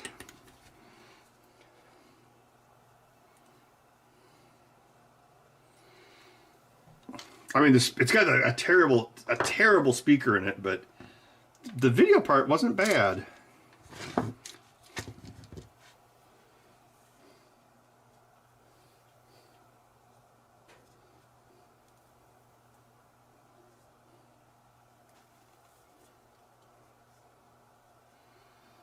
Yeah, one thing I didn't have, well, again, I said I made a video about it.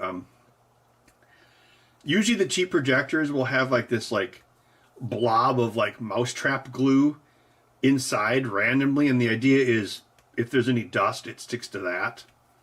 This one did not have that, and actually I think there was some dust inside the lens, but that's probably my fault for taking it apart, not the projectors.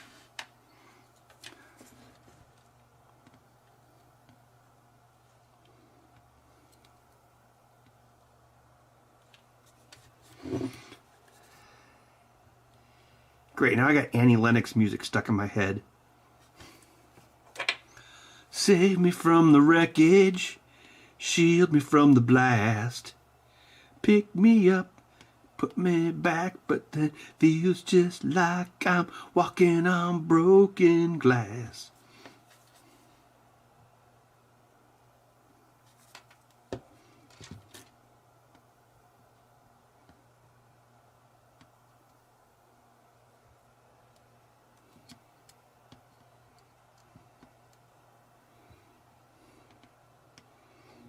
I wonder if anyone's ever made a music video of that song and then Bruce Willis in Die Hard. That has to exist, right?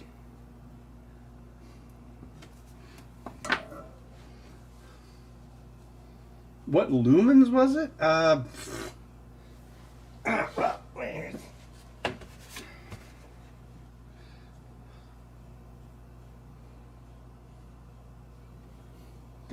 120 lumens. But I know you're worried about the fan speed, so that's listed. And look, it's got a quad-core Android processor and a GPU. Unbelievable. And a fake FCC logo.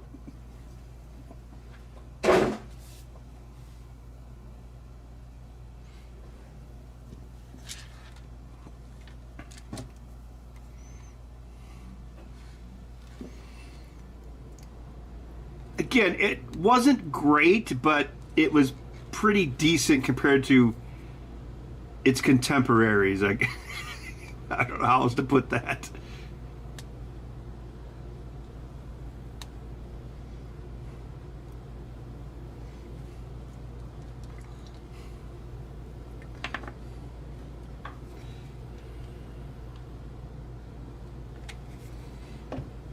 I think I've done like, what, 3 or 4 of those videos of crappy projectors, so yeah, it's not super bright. It's,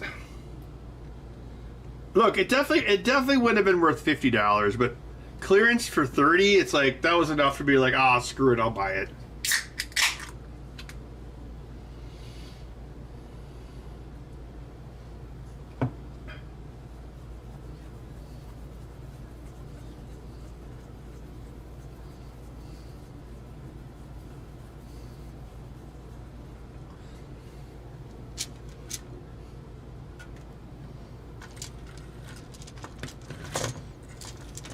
Oh, looks like I already cut these wires. I'll save them for next time. Of course, I had like this right-handed controller that like, I can't remember why. Oh, I think someone ordered the wrong one. Like they ordered a right, but they needed a left. So I had like this extra right one done and ready to go. So of course no one's ordered a righty. So of course that's how it works.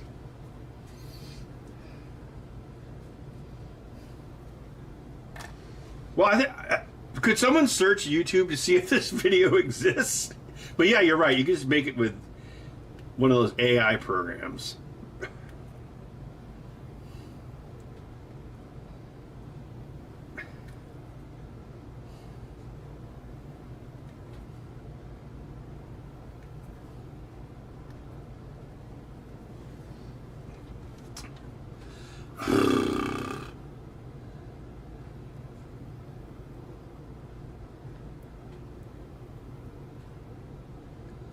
Ooh.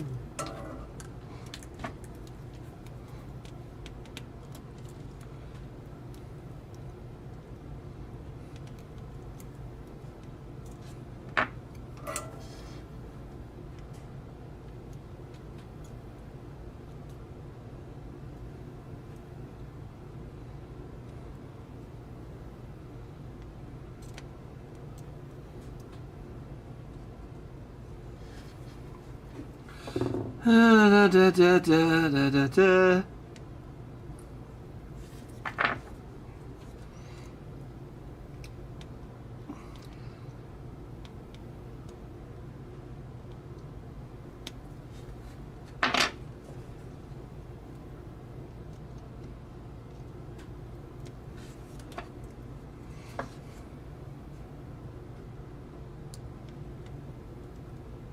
Yeah, I've seen some sort of videos. They're like pretty impressive. It's like someone made like Castlevania the movie, and I can see why animators are scared of it.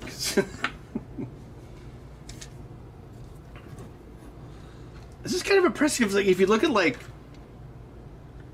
some of like the latent animation stuff, it's like they had like creatures like walking through water, and they had like the you know, like the water was splashing over the people's knees, and like the water would splash, and the water would like the animation was actually decent.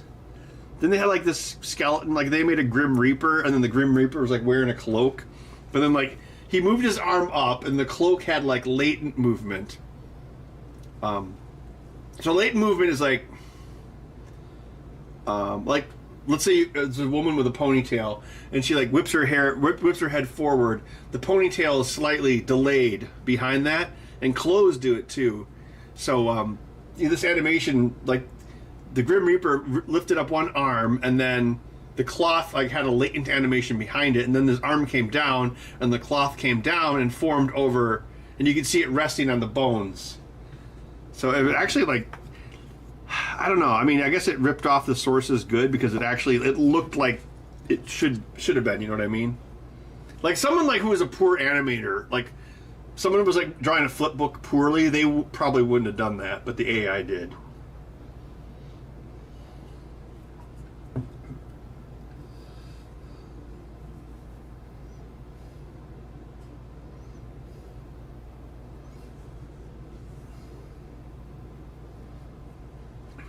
I don't know if that's such a great idea. Well, Cree, we got to figure out where we're going to stream. Like, upstairs, computer room, maybe? I guess we could drag some extra chairs in there or something. That way I could play Shadow of the Ninja. Oh, I guess Cree could play too, right? We could play some two-player NES games, Cree, like Super Mario or something, just like the old days. I think I have some extra wireless control. Oh yeah, I've got a whole bucket full.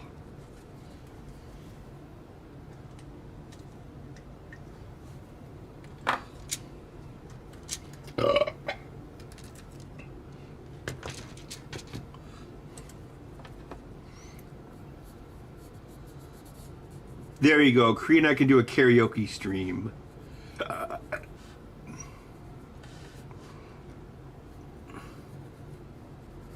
I'm all out of love. I'm so lost without you. I know you were right for leaving for so long.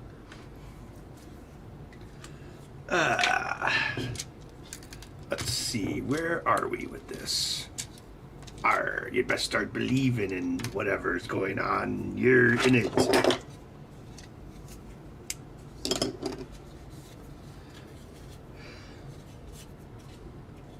What's a Christmas sandwich? A Christmas sandwich? Well, yeah, we gotta play Nintendo, but we have to be able to capture it, Carice. So if we played the Nintendo in my upstairs computer room, we could put it on one of the monitors, and that way we could stream it on OBS.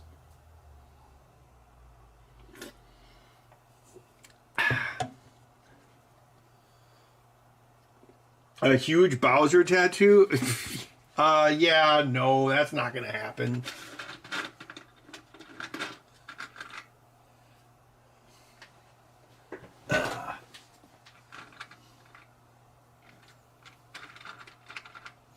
I would never in a billion years get drunk enough to get a tattoo. Never, ever, ever, ever, ever gonna get it. Never, ever gonna get it. Never gonna get it. Never get it. That's a stringy bastard. Yeah, I read about that. Like, was it like a supercar crash like Paul Walker? The totally non-ironic death of Paul Walker?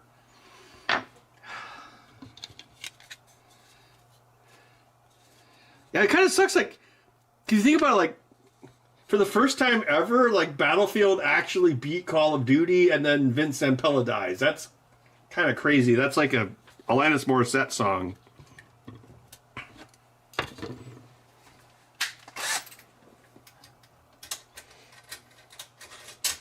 He was probably looking at a pretty good bonus this year, too.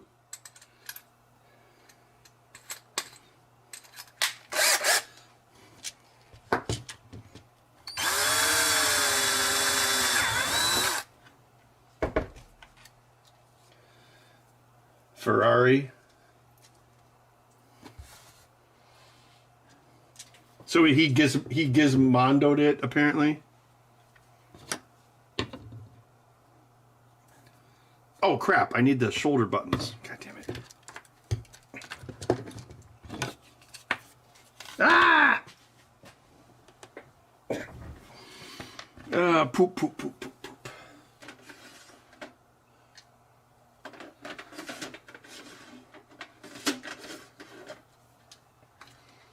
Yeah, you know that Gizmondo car, they actually rebuilt it for some reason. I think because it's like a super rare car, and like as long as you have the whatever it's called, like the cab shell, it's considered the same car. And then they sold it for like a ton of money. It's crazy. It's like literally split in half.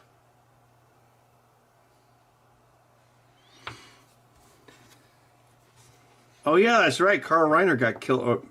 Rob Reiner. Was his kid like a super fuck up or something? I assume that's what happened.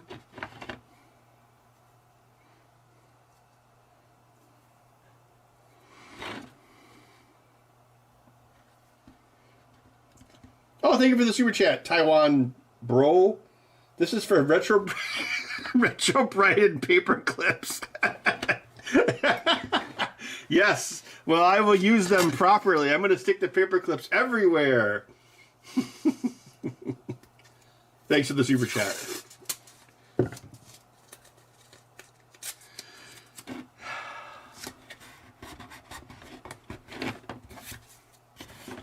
See, if Vincent Zampella was poor, he wouldn't have to worry about... God, that sounds awful.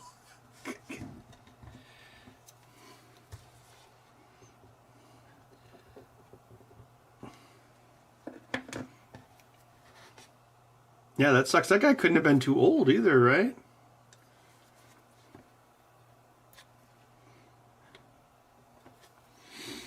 Yeah, I followed their stuff for a long time because I had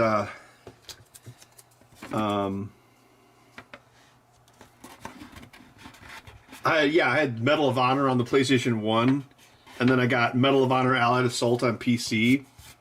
And then that studio went to Activision, formed Infinity Ward in 2023, and I'm sorry, 2003, Jesus. And that was the first Call of Duty. Yeah. I still have the box for it. Yeah, that was who's the other guys? Vince Zampella and some other guy were like the two main guys. And then Activision fired them, remember, like right after Infinity, or what was it? Modern Warfare 2. And then they formed Respawn for EA, like in what, 2000, well, pretty much right after. Then Titanfall took forever to come out. Titanfall was really good. I really enjoyed Titanfall. That had some great multiplayer. I actually played that a lot.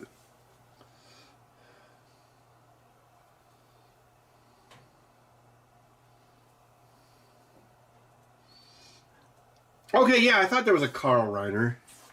Yeah.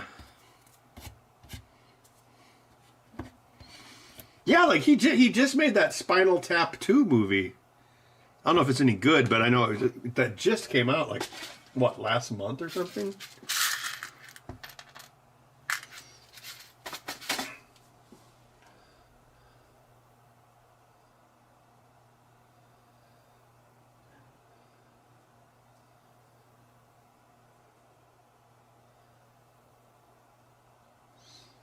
Taiwan Brown.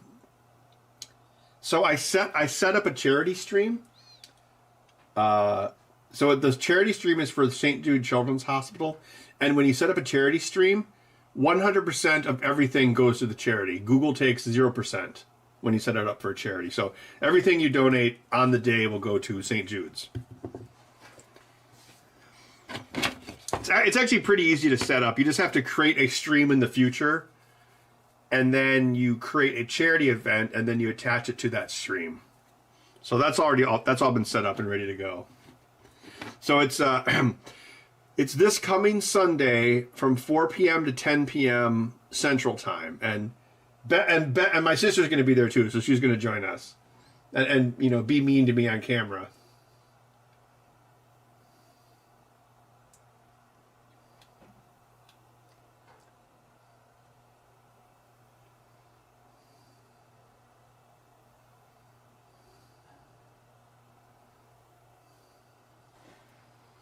Wait, what happened to Conan?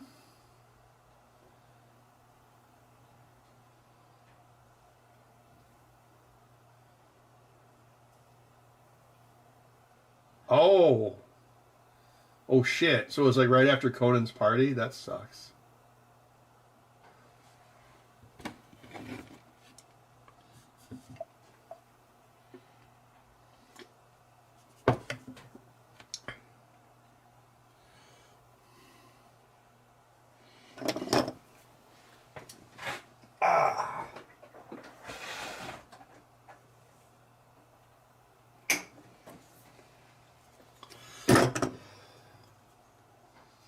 Karen Dunk Tank.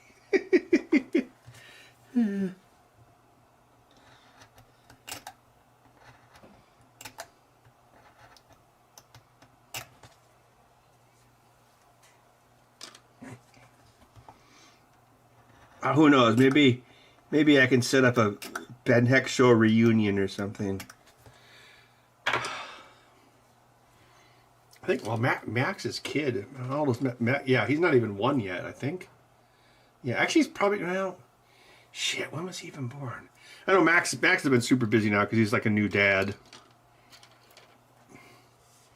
Karen, I think she's like event coordinator at the Overture Center, I believe now.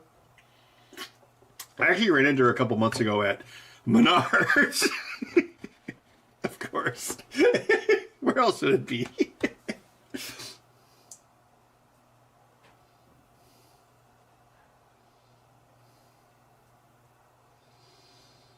Now, Karen's work ethic wasn't the greatest, and I know we argued a lot. I mean, it wasn't way more than was on camera. I don't have anything against Karen as a person, but like professionally, I think she could have done better.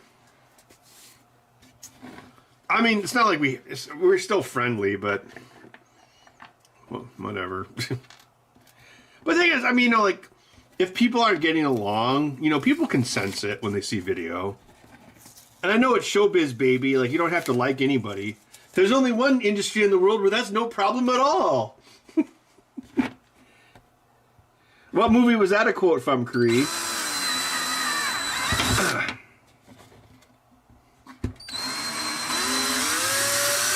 But it comes through. You know, it comes through on camera.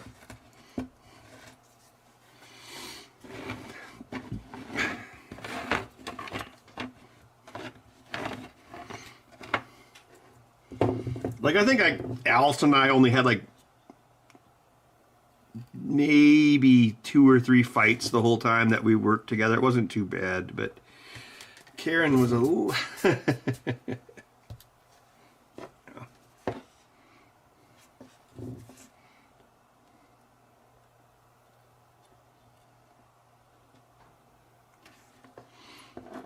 I mean, off camera, of course.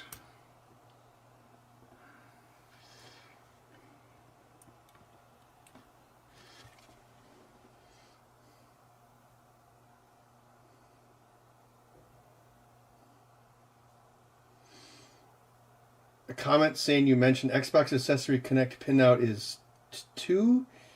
I don't quite understand what you mean, Daniel Margaris6929.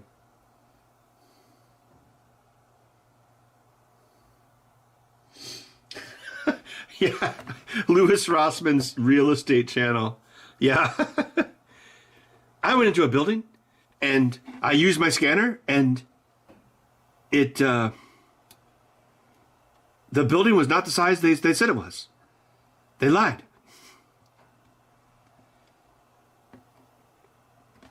I followed that whole thing. I just had this bad feeling watching it. It's like, because that was like, what, 2019 or whatever? And I'm like, and I just kept thinking, it's like, you're spending all this time and money to move your shop, even though, wasn't it like his old shop? His old shop he had a lease to like 2024. So the thing that I thought watching real estate Louis Rossman was, I thought it was kind of dumb for him to move when he did. And this is even before COVID was a thing. Because I just kept thinking, like, you're going to move just in time for a recession. Because, you know, just like there's, again, at that time, we were like way overdue for a recession, like 2018. But then, yeah, he ends up moving and then COVID happens and then he pretty much, I mean, he wasn't there for very long and then he moved to Austin. So it's like he should have just stayed in his old shop and then rage quit New York. He would have saved a shit ton of money. I don't know. I just always had that feeling when I was watching the real estate Louis Rossman and I mean my gut feeling was correct in that matter, that he should have. I watch him now, like he's always complaining. I always leave comments on his videos and because he talks about things like BMW screws and all this, and I'm like, I basically my big thing is like, you're not black-pilled enough because there's no limit to how much car companies could screw people because like you don't have any, there's no rights when it comes to cars. Like if Congress wanted to pass a bill saying cars were banned, that they could do it if they wanted. There's nothing stopping them. So that also means the manufacturers can screw you 6 ways from Sunday, and they've only just begun screwing us.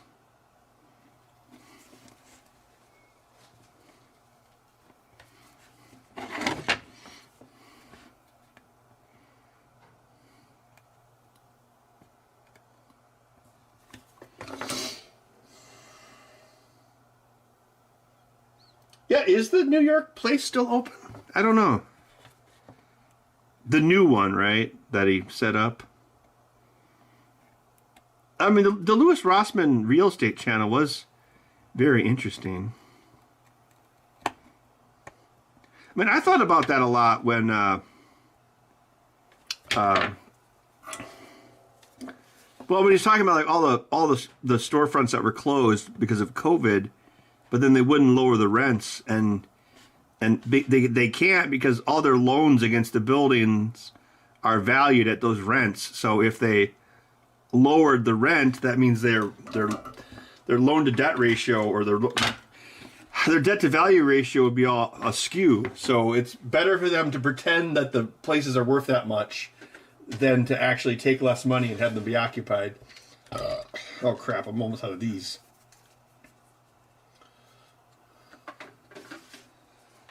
She reminds you of Barb? Oh god. No, no, no, Kareed, no, no, no.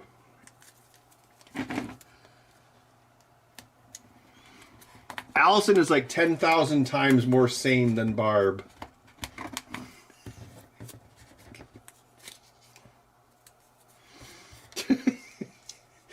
You don't know Allison. Trust me, if you knew Allison more, you wouldn't think that. Yeah.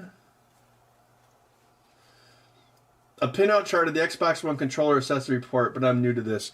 Are you talking about the port on the bottom of the controller, like the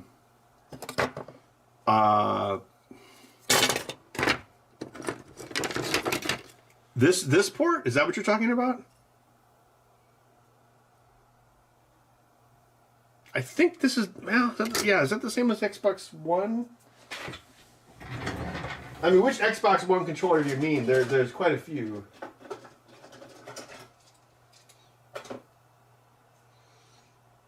Oh yeah, I guess it's been the same for a while, yeah. So this was the 2013 model Xbox One controller. It's the same port.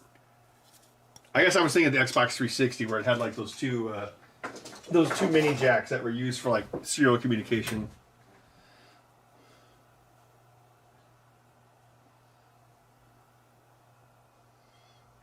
You do look like Karen.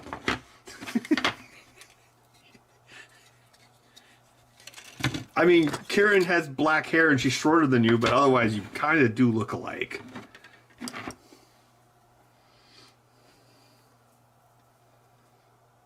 Bud, are you a perfect cat circle?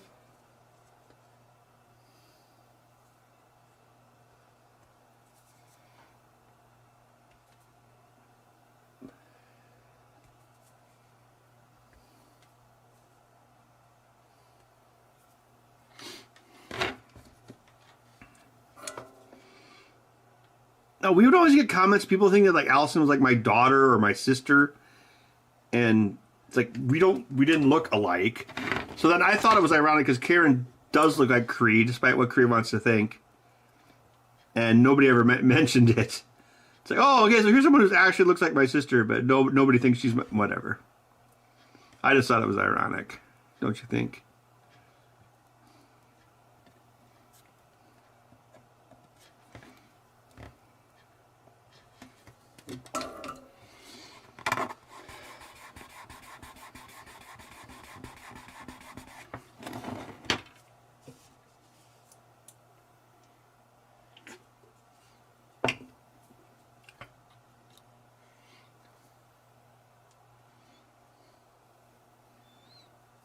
Yeah, PP Bus fan spin, yeah.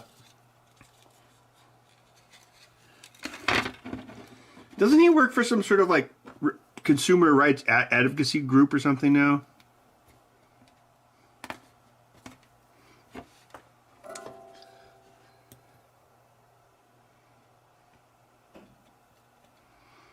He always reminds me of someone who can't stop talking about their ex when it comes to New York. And then yet he moved to the New York of Texas, Austin. That's kind of ironic.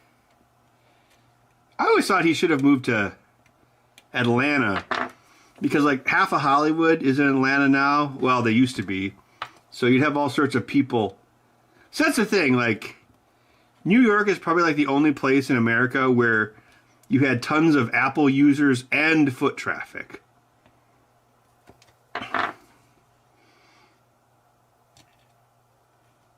So maybe that's why he went to Austin.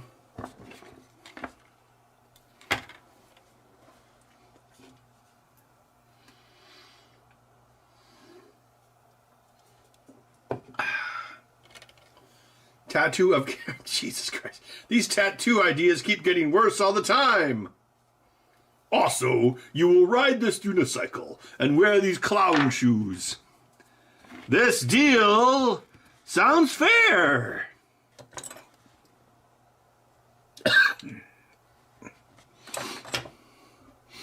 Well, I did want to make like a catch-up video with Felix, but I don't know. Maybe next time he visits. I mean, because I just wanted to like, I just wanted to hang out with him when he was here. He probably wouldn't have liked the idea of making a video.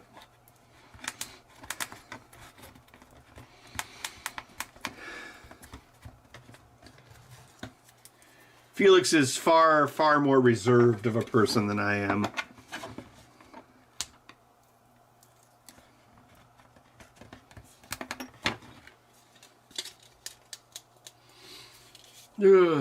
Let's see, where are we? Thinking maybe we'll go to about 11, and then I'll probably call it a night. Just finish these like, I don't know, sometime.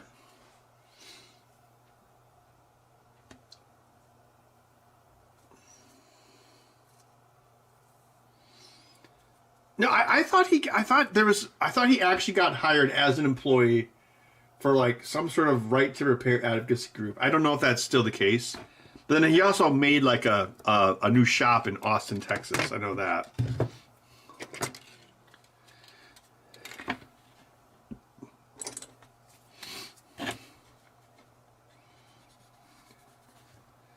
I don't know. I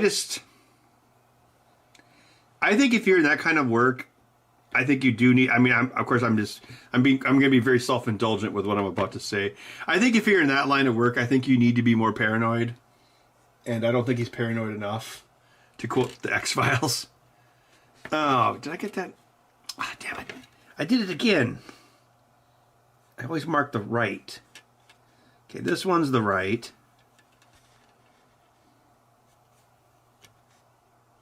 Because the big thing I know this will happen. Like, the way they'll really fuck us over with right to repair on cars is they'll start attaching it to the insurance companies. That's how they'll screw us. It'll be like, oh, you fixed this yourself? No more insurance. Oh, you modified this software? No more insurance. That's how they get you. Because you don't have a right to drive a car. And the states control insurance legally, and then the insurance is enforced through private for-profit corporations. So if I was an evil fuckwad who was trying to fuck people over with cars, and I got paid like $50 million a year to fuck people over, that's how I would do it. So I think Lewis needs to think more evil. Like I can probably think more evilly than Lewis. And I think he should think more evil. If he really wants to get ahead of stuff, he needs to get way more black-pilled.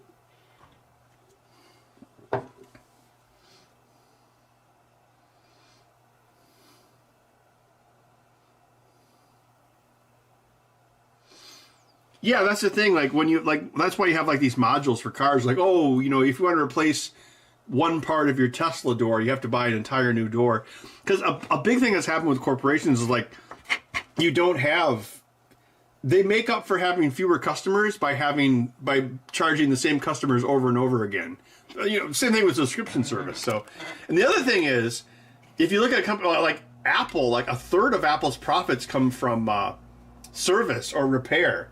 So that's actually like a huge profit center for them.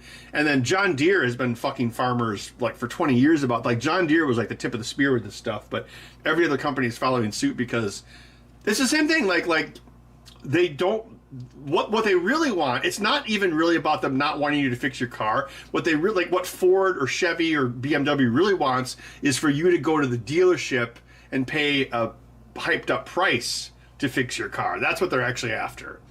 So by making it as difficult as possible and siloing you into that service, that means they can have more of a core services profit center for their company, which is actually where a lot of it comes from. So instead of having to sell you a car every 5 years, they sell you a car and then they try to do all the service. And yes, and as Weeman says, by locking any of that through microcontrollers, that way, as soon as I talked to Lewis years ago about this. I was like, as soon as a microcontroller is involved, then they can talk about proprietary code and copyright. And even if you have access to the chip, just modifying the code or putting your own code onto it can be considered a violation of the user agreement because you're circumventing the existing copyrighted software. So even if there isn't, I hate when Lewis uses the term digital lock because that's just stupid Senate boomer bullshit. But the digital lock is the fact. Okay, you know what? It's just like the copy protection on the original Game Boy. There was none. The copy protection was they stored the Nintendo. You know how then the Nintendo logo came down the screen, ding, right? That was actually the copy protection. So that Nintendo logo was stored in memory as a bitmap, and the cartridge had to also have a copy of that bitmap in a portion of its memory. And so in order to get the Game Boy to boot the cartridge, you had to have a copy of the Nintendo logo as a bitmap in your cartridge memory. And so what they did was that if someone made a bootleg cartridge, they would sue them for trademark infringement because they had the Nintendo logo stored as bits in a ROM. And that's how the copy protection worked on the original Game Boy. It was completely based off copyright or trademark. And you could do the same thing with software in a car. And then, as I mentioned, the way you enforce it or you fuck people over is by saying, oh, you updated the software on your door? Oh, no more insurance. That's how they'll do it.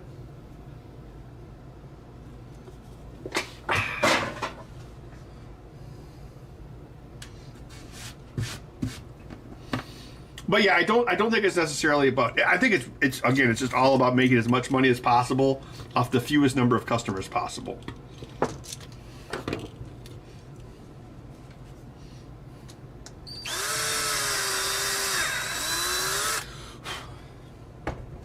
See, Lewis only talks about things companies have done.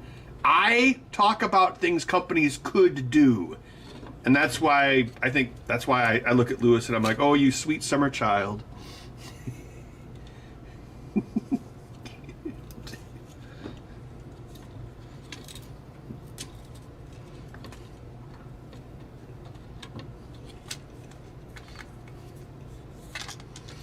You just assume every corporation wants to fuck you because they do, and go from there. That's your baseline. Because thinking anything more optimistic than that is a fool's errand. All right, let's see. So we go here and here, and here, clunk. Yeah, that's exactly how it works, Daniel. And yeah, I didn't know that for the longest time because of course I was aware of the oh crap. I glued the wrong thing shut. Damn it. Yeah, I was aware of like the lockout chip, obviously. Everyone's heard of the lockout chip on the Nintendo, but Nintendo's like, how can we do this way cheaper? A non-hardware lockout chip. And also it's probably just, takes up too much space in a tiny cartridge. But that's the thing. It's the same thing with let's say you had a Tesla door and you wanted to you're like, oh, the Tesla door uses like an STM32 microcontroller for whatever. So I'm going to do a dump of the existing chip. Well, first of all, the chip could stop you from doing that. But let's say that it wasn't set up with a read lock bit. Let's say you dumped it and then you decompiled it and then you reverse engineer. Boom, right there, they could get you. So if you were like a company or a service station that was doing that, then they could sue you.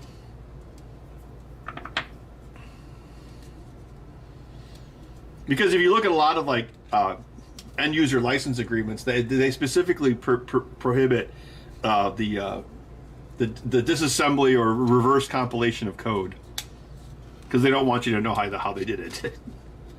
And that is their intellectual property, but that's how they can. Because possession is 9 tenths of the law. Like when it comes to like your Tesla door or whatever. But by attaching copyright, they basically attach copyright law to a physical something, and that's how they can get you. I guess if you're going to use a dumb boomer term better than digital lock, it's kind of like how HP ink works. It's like by chipping it, they can control it.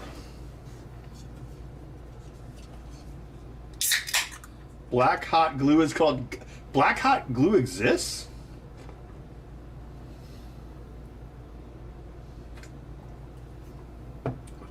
What? There's a cat right there.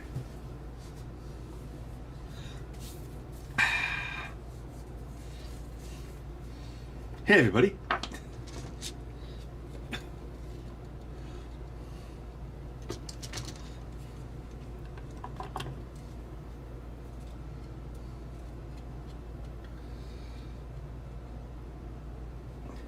Well, yeah, Michael, you're exactly right. It's like the not owning part that is enforced with software. So obviously you own your Switch too. It's just okay. Here's something else that I hate is like when you talk about like video games, and you'll have people say, I owned my software, like I own this. It's like, no, actually you didn't. You purchased the right to use software that was attached to a piece of physical medium. But like if Capcom and Disney really wanted to, they could subpoena me and have a judge. If Disney and Capcom really wanted to, they could come and claim my DuckTales cartridge, because they would say, okay, we are revoking your right to the software, because that's really what it is. It's a right to use the software. So I know that's not a popular thing to say, but that's the reality of how it works.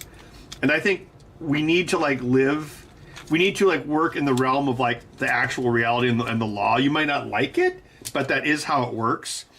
And if you don't start in that reality, you're not going to be able to fight a worse reality.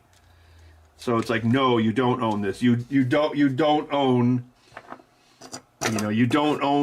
the code on your DuckTales cartridge. You don't own the code on Adobe CS3, even though you have the discs.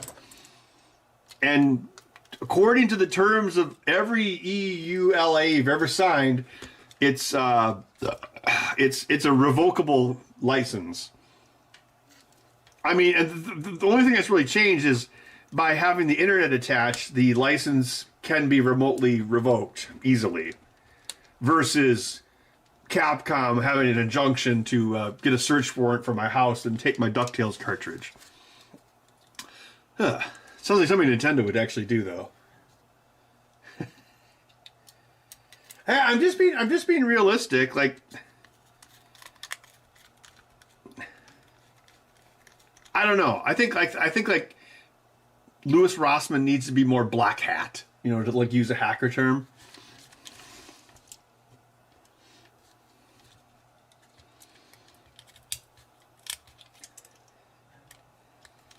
Because like anything like some random dude can think of in his basement, a think tank of 100 people thought of 10 years ago at Chrysler.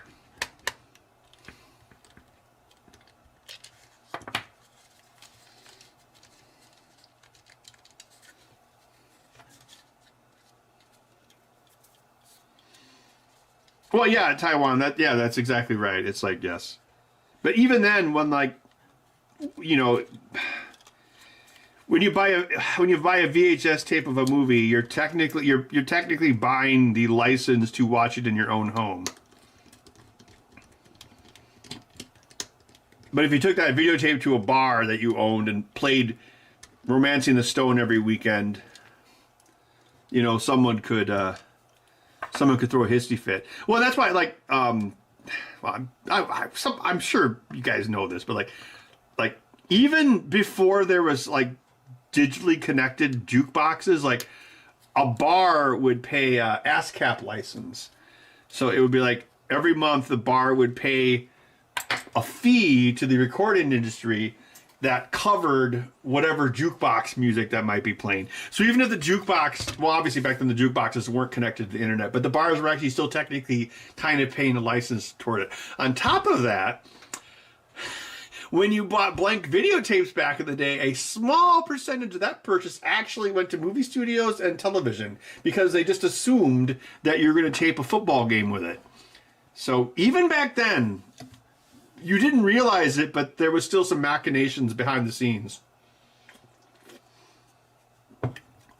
I think if people, well, obviously people are worried about this, but you need to operate in the realm of reality, you know.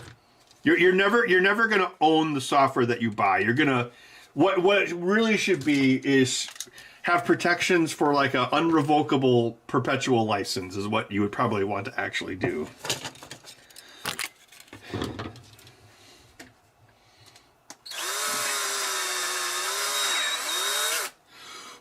But then the companies will fight as hard to stop that as Disney did for 50 years. Remember, like, copyright didn't used to be nearly as long as it was, but thanks, Walt Disney.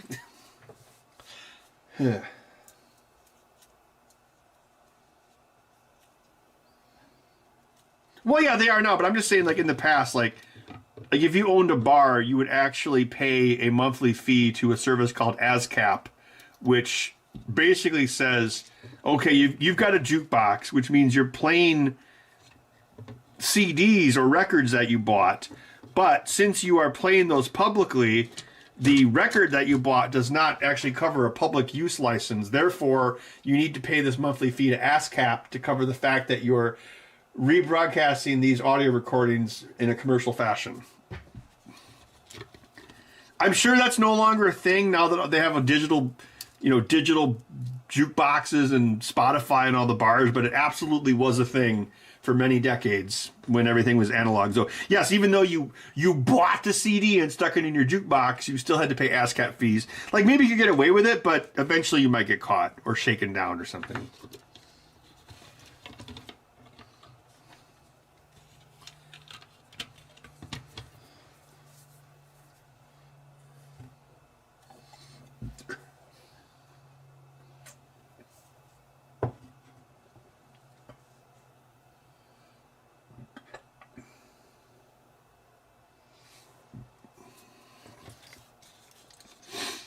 Yeah, Michael Wilson, I just bring it up because it's just an example of how even physical media is still affected by copyright law.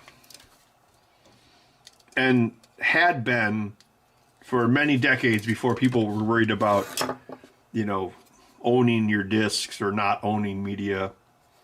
Because you never owned the music, you just had a private license to enjoy the music that was attached to a physical piece of recording medium. But again, like if you had a bar, that doesn't matter. Oh, this one's backwards too. God, I'm a Nimrod.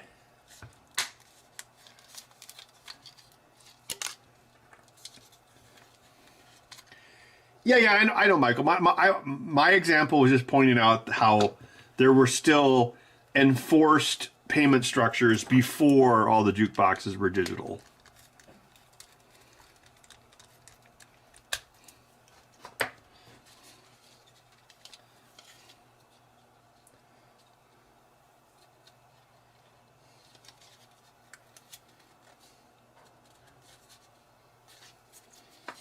Yes, that's right. You're rebroadcasting music for commercial use. Yes.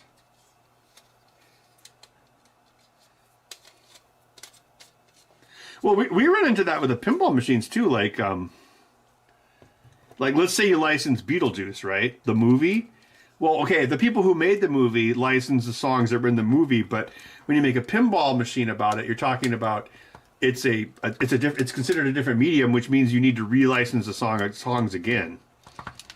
And they're probably going to be way more expensive. Well, they were way more expensive than they were in 1988. But you have to do it because it's considered like it's a transformation. It's not, because, oh, look, we're using this song to make money, so you have to pay the people who made the song.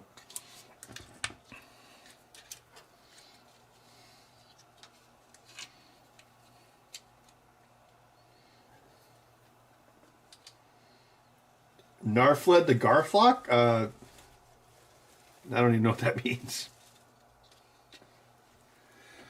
No, I'm not saying ASCAP is unfair. I mean, it makes sense.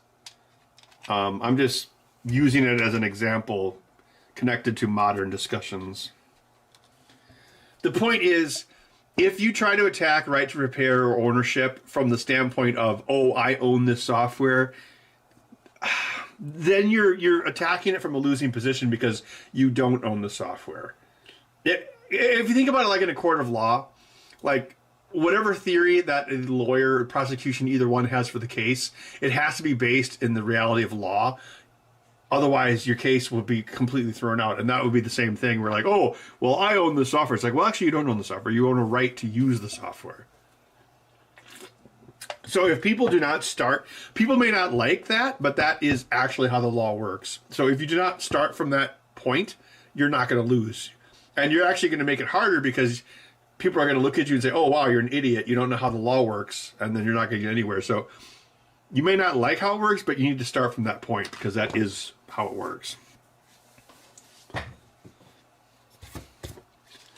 I'm turning into Louis Rossman. Well, I guess it's better than turning into the 8-bit guy.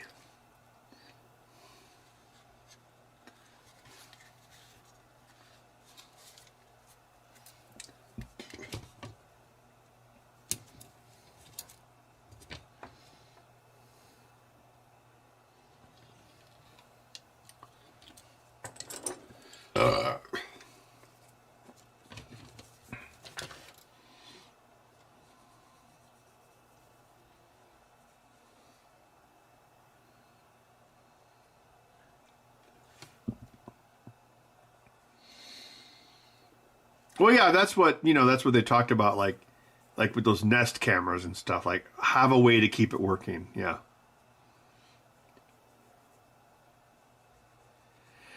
I mean, I guess a way they could do it is you could do it like the original. What was it? The Compact. Yeah, Compact made the first IBM clone.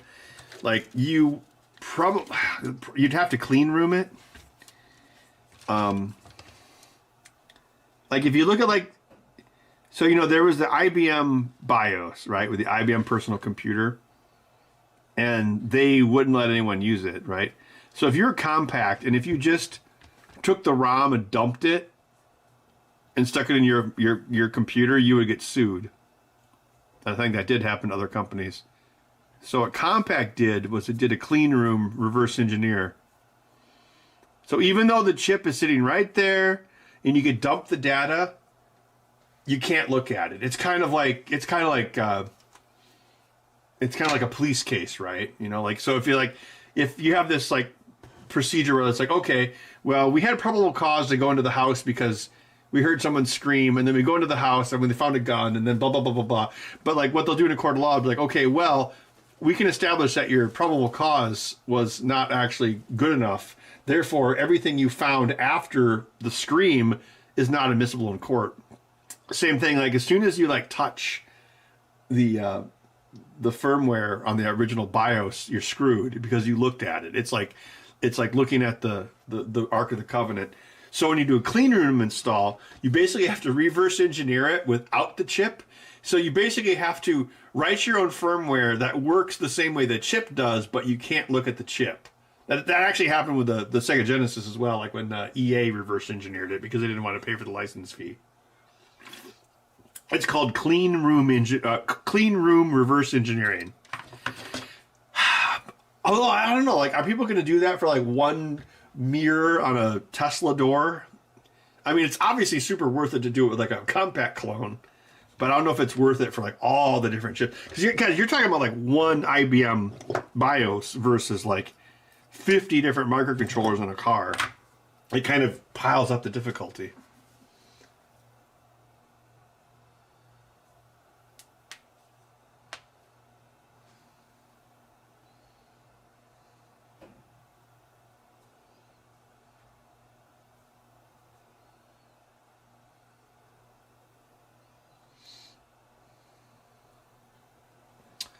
Yeah, and it could be worse. Like Tesla makes its own silicon, so it's not oh, look, there's.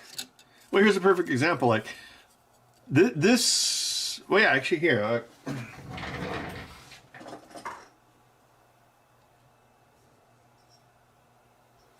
There's a picture of it right here. Here, look. Here's a perfect example. See this?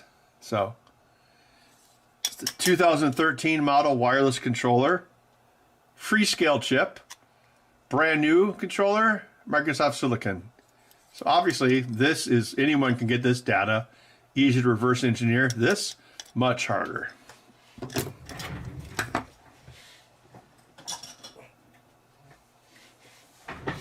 Yes, I just randomly, I obviously knew there was a Freescale on it. Ooh. I think we're getting pretty close to a good stopping point here. It seems like it took longer than usual. What was it, 8 o'clock? So that's what, almost 3 hours? I probably have gotten slower since I haven't done this in a while. My muscle memory is breaking.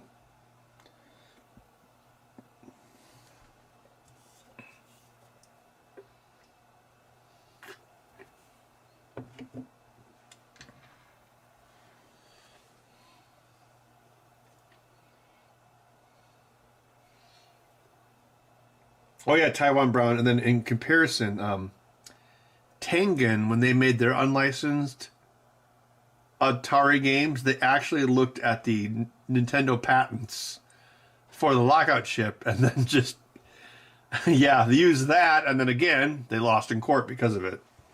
It's like a tainted chalice or whatever they would say. I think there's like a law term for it.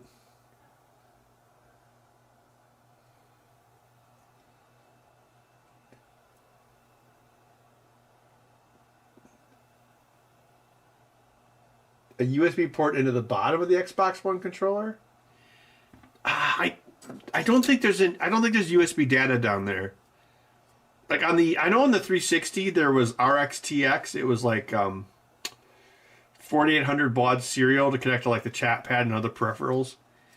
I kind of doubt that. I don't think there's going to be USB down there, because I don't think that. Yeah, I'm pretty sure they would not put two USB controllers on one chip. There's only going to be one USB controller on this. I mean, you think this pinout should exist, right? There's quite a few pins on it, though. Way more than there used to be. I don't know. I've never built anything for it, so I can't really. I don't have any good data for you. I missed a second super chat. There was one from it was from Taiwan, right? I don't think I missed it. Plus one missed a super. Oh,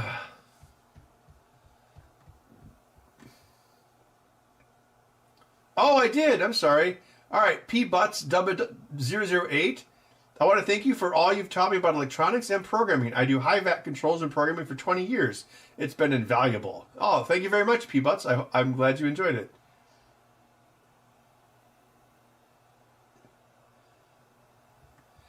Yep, you guys are right. I did miss that super chat. I'm sorry. Yeah, I don't... Yeah, I most of the time I look over here. I'm sorry about that, pbutts. Uh-oh, Bud jumped out of his bed. You know what that means. Bud, are you being antsy? Oh, do you have a thick winter coat? Thick winter coat. Thick winter coat. Your winter coat will keep you warm after I... Did you... You farted! I can't believe it!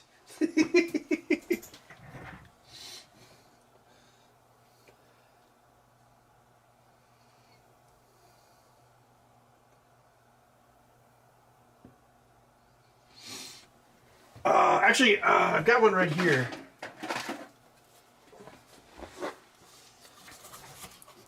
I know on this guy, this is a 360.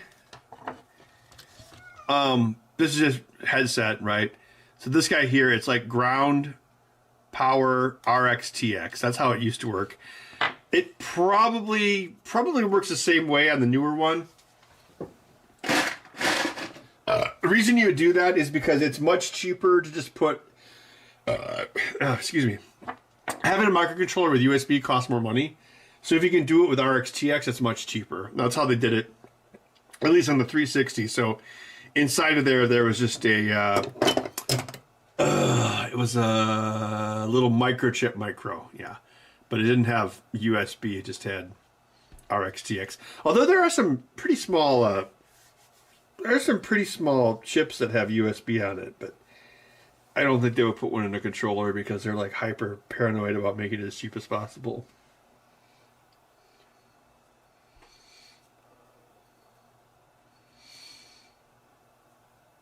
What is Bud like when he gets the zoomies? He doesn't do it too often, but sometimes he does. Like usually thankfully it's not at night. Usually it's like in the morning when he's being like really annoying, he'll like zoom around, like when I'm working, like in the like around 10, he'll like zoom around the house. Or he'll zoom around and he'll run up to me and then get scared and then run in the other direction. And my whole house is like hardwood floors, so when he tries to change direction rapidly, he can't, and he slides through a few feet. It's really funny. The tasteful thickness. It wasn't really. Actually, it wasn't the 1990s. It was more like, from my experience, I want to say it was around 2018 when they started making. When the analog sticks dropped in quality, and from my testing, it's the carbon film in the potentiometers. That's what seems to have changed. So the sticks don't wear out mechanically. The carbon film on the potentiometer is what wears out inside of these little guys here, because it's really just a ring of carbon on plastic that a wiper goes across. And for whatever reason, the carbon wears off much faster now than it did even in like 2018. So, and these all use the same. They all use Alps, which is a good brand.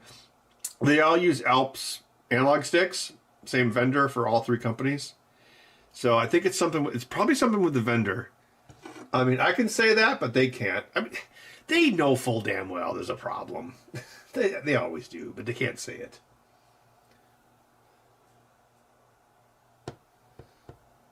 Bud, does Bud have an exercise wheel? No, he doesn't.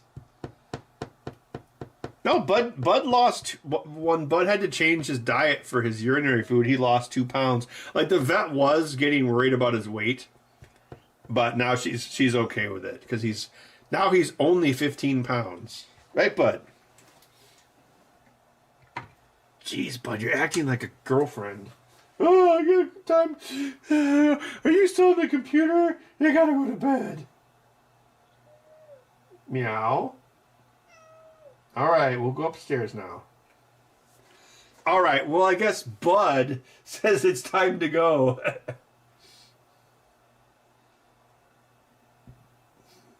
I think the best exercise wheel for Bud would be like another cat or a dog.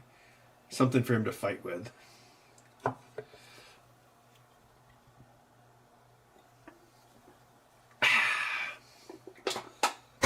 Whoa, 18 pounds, that's pretty big.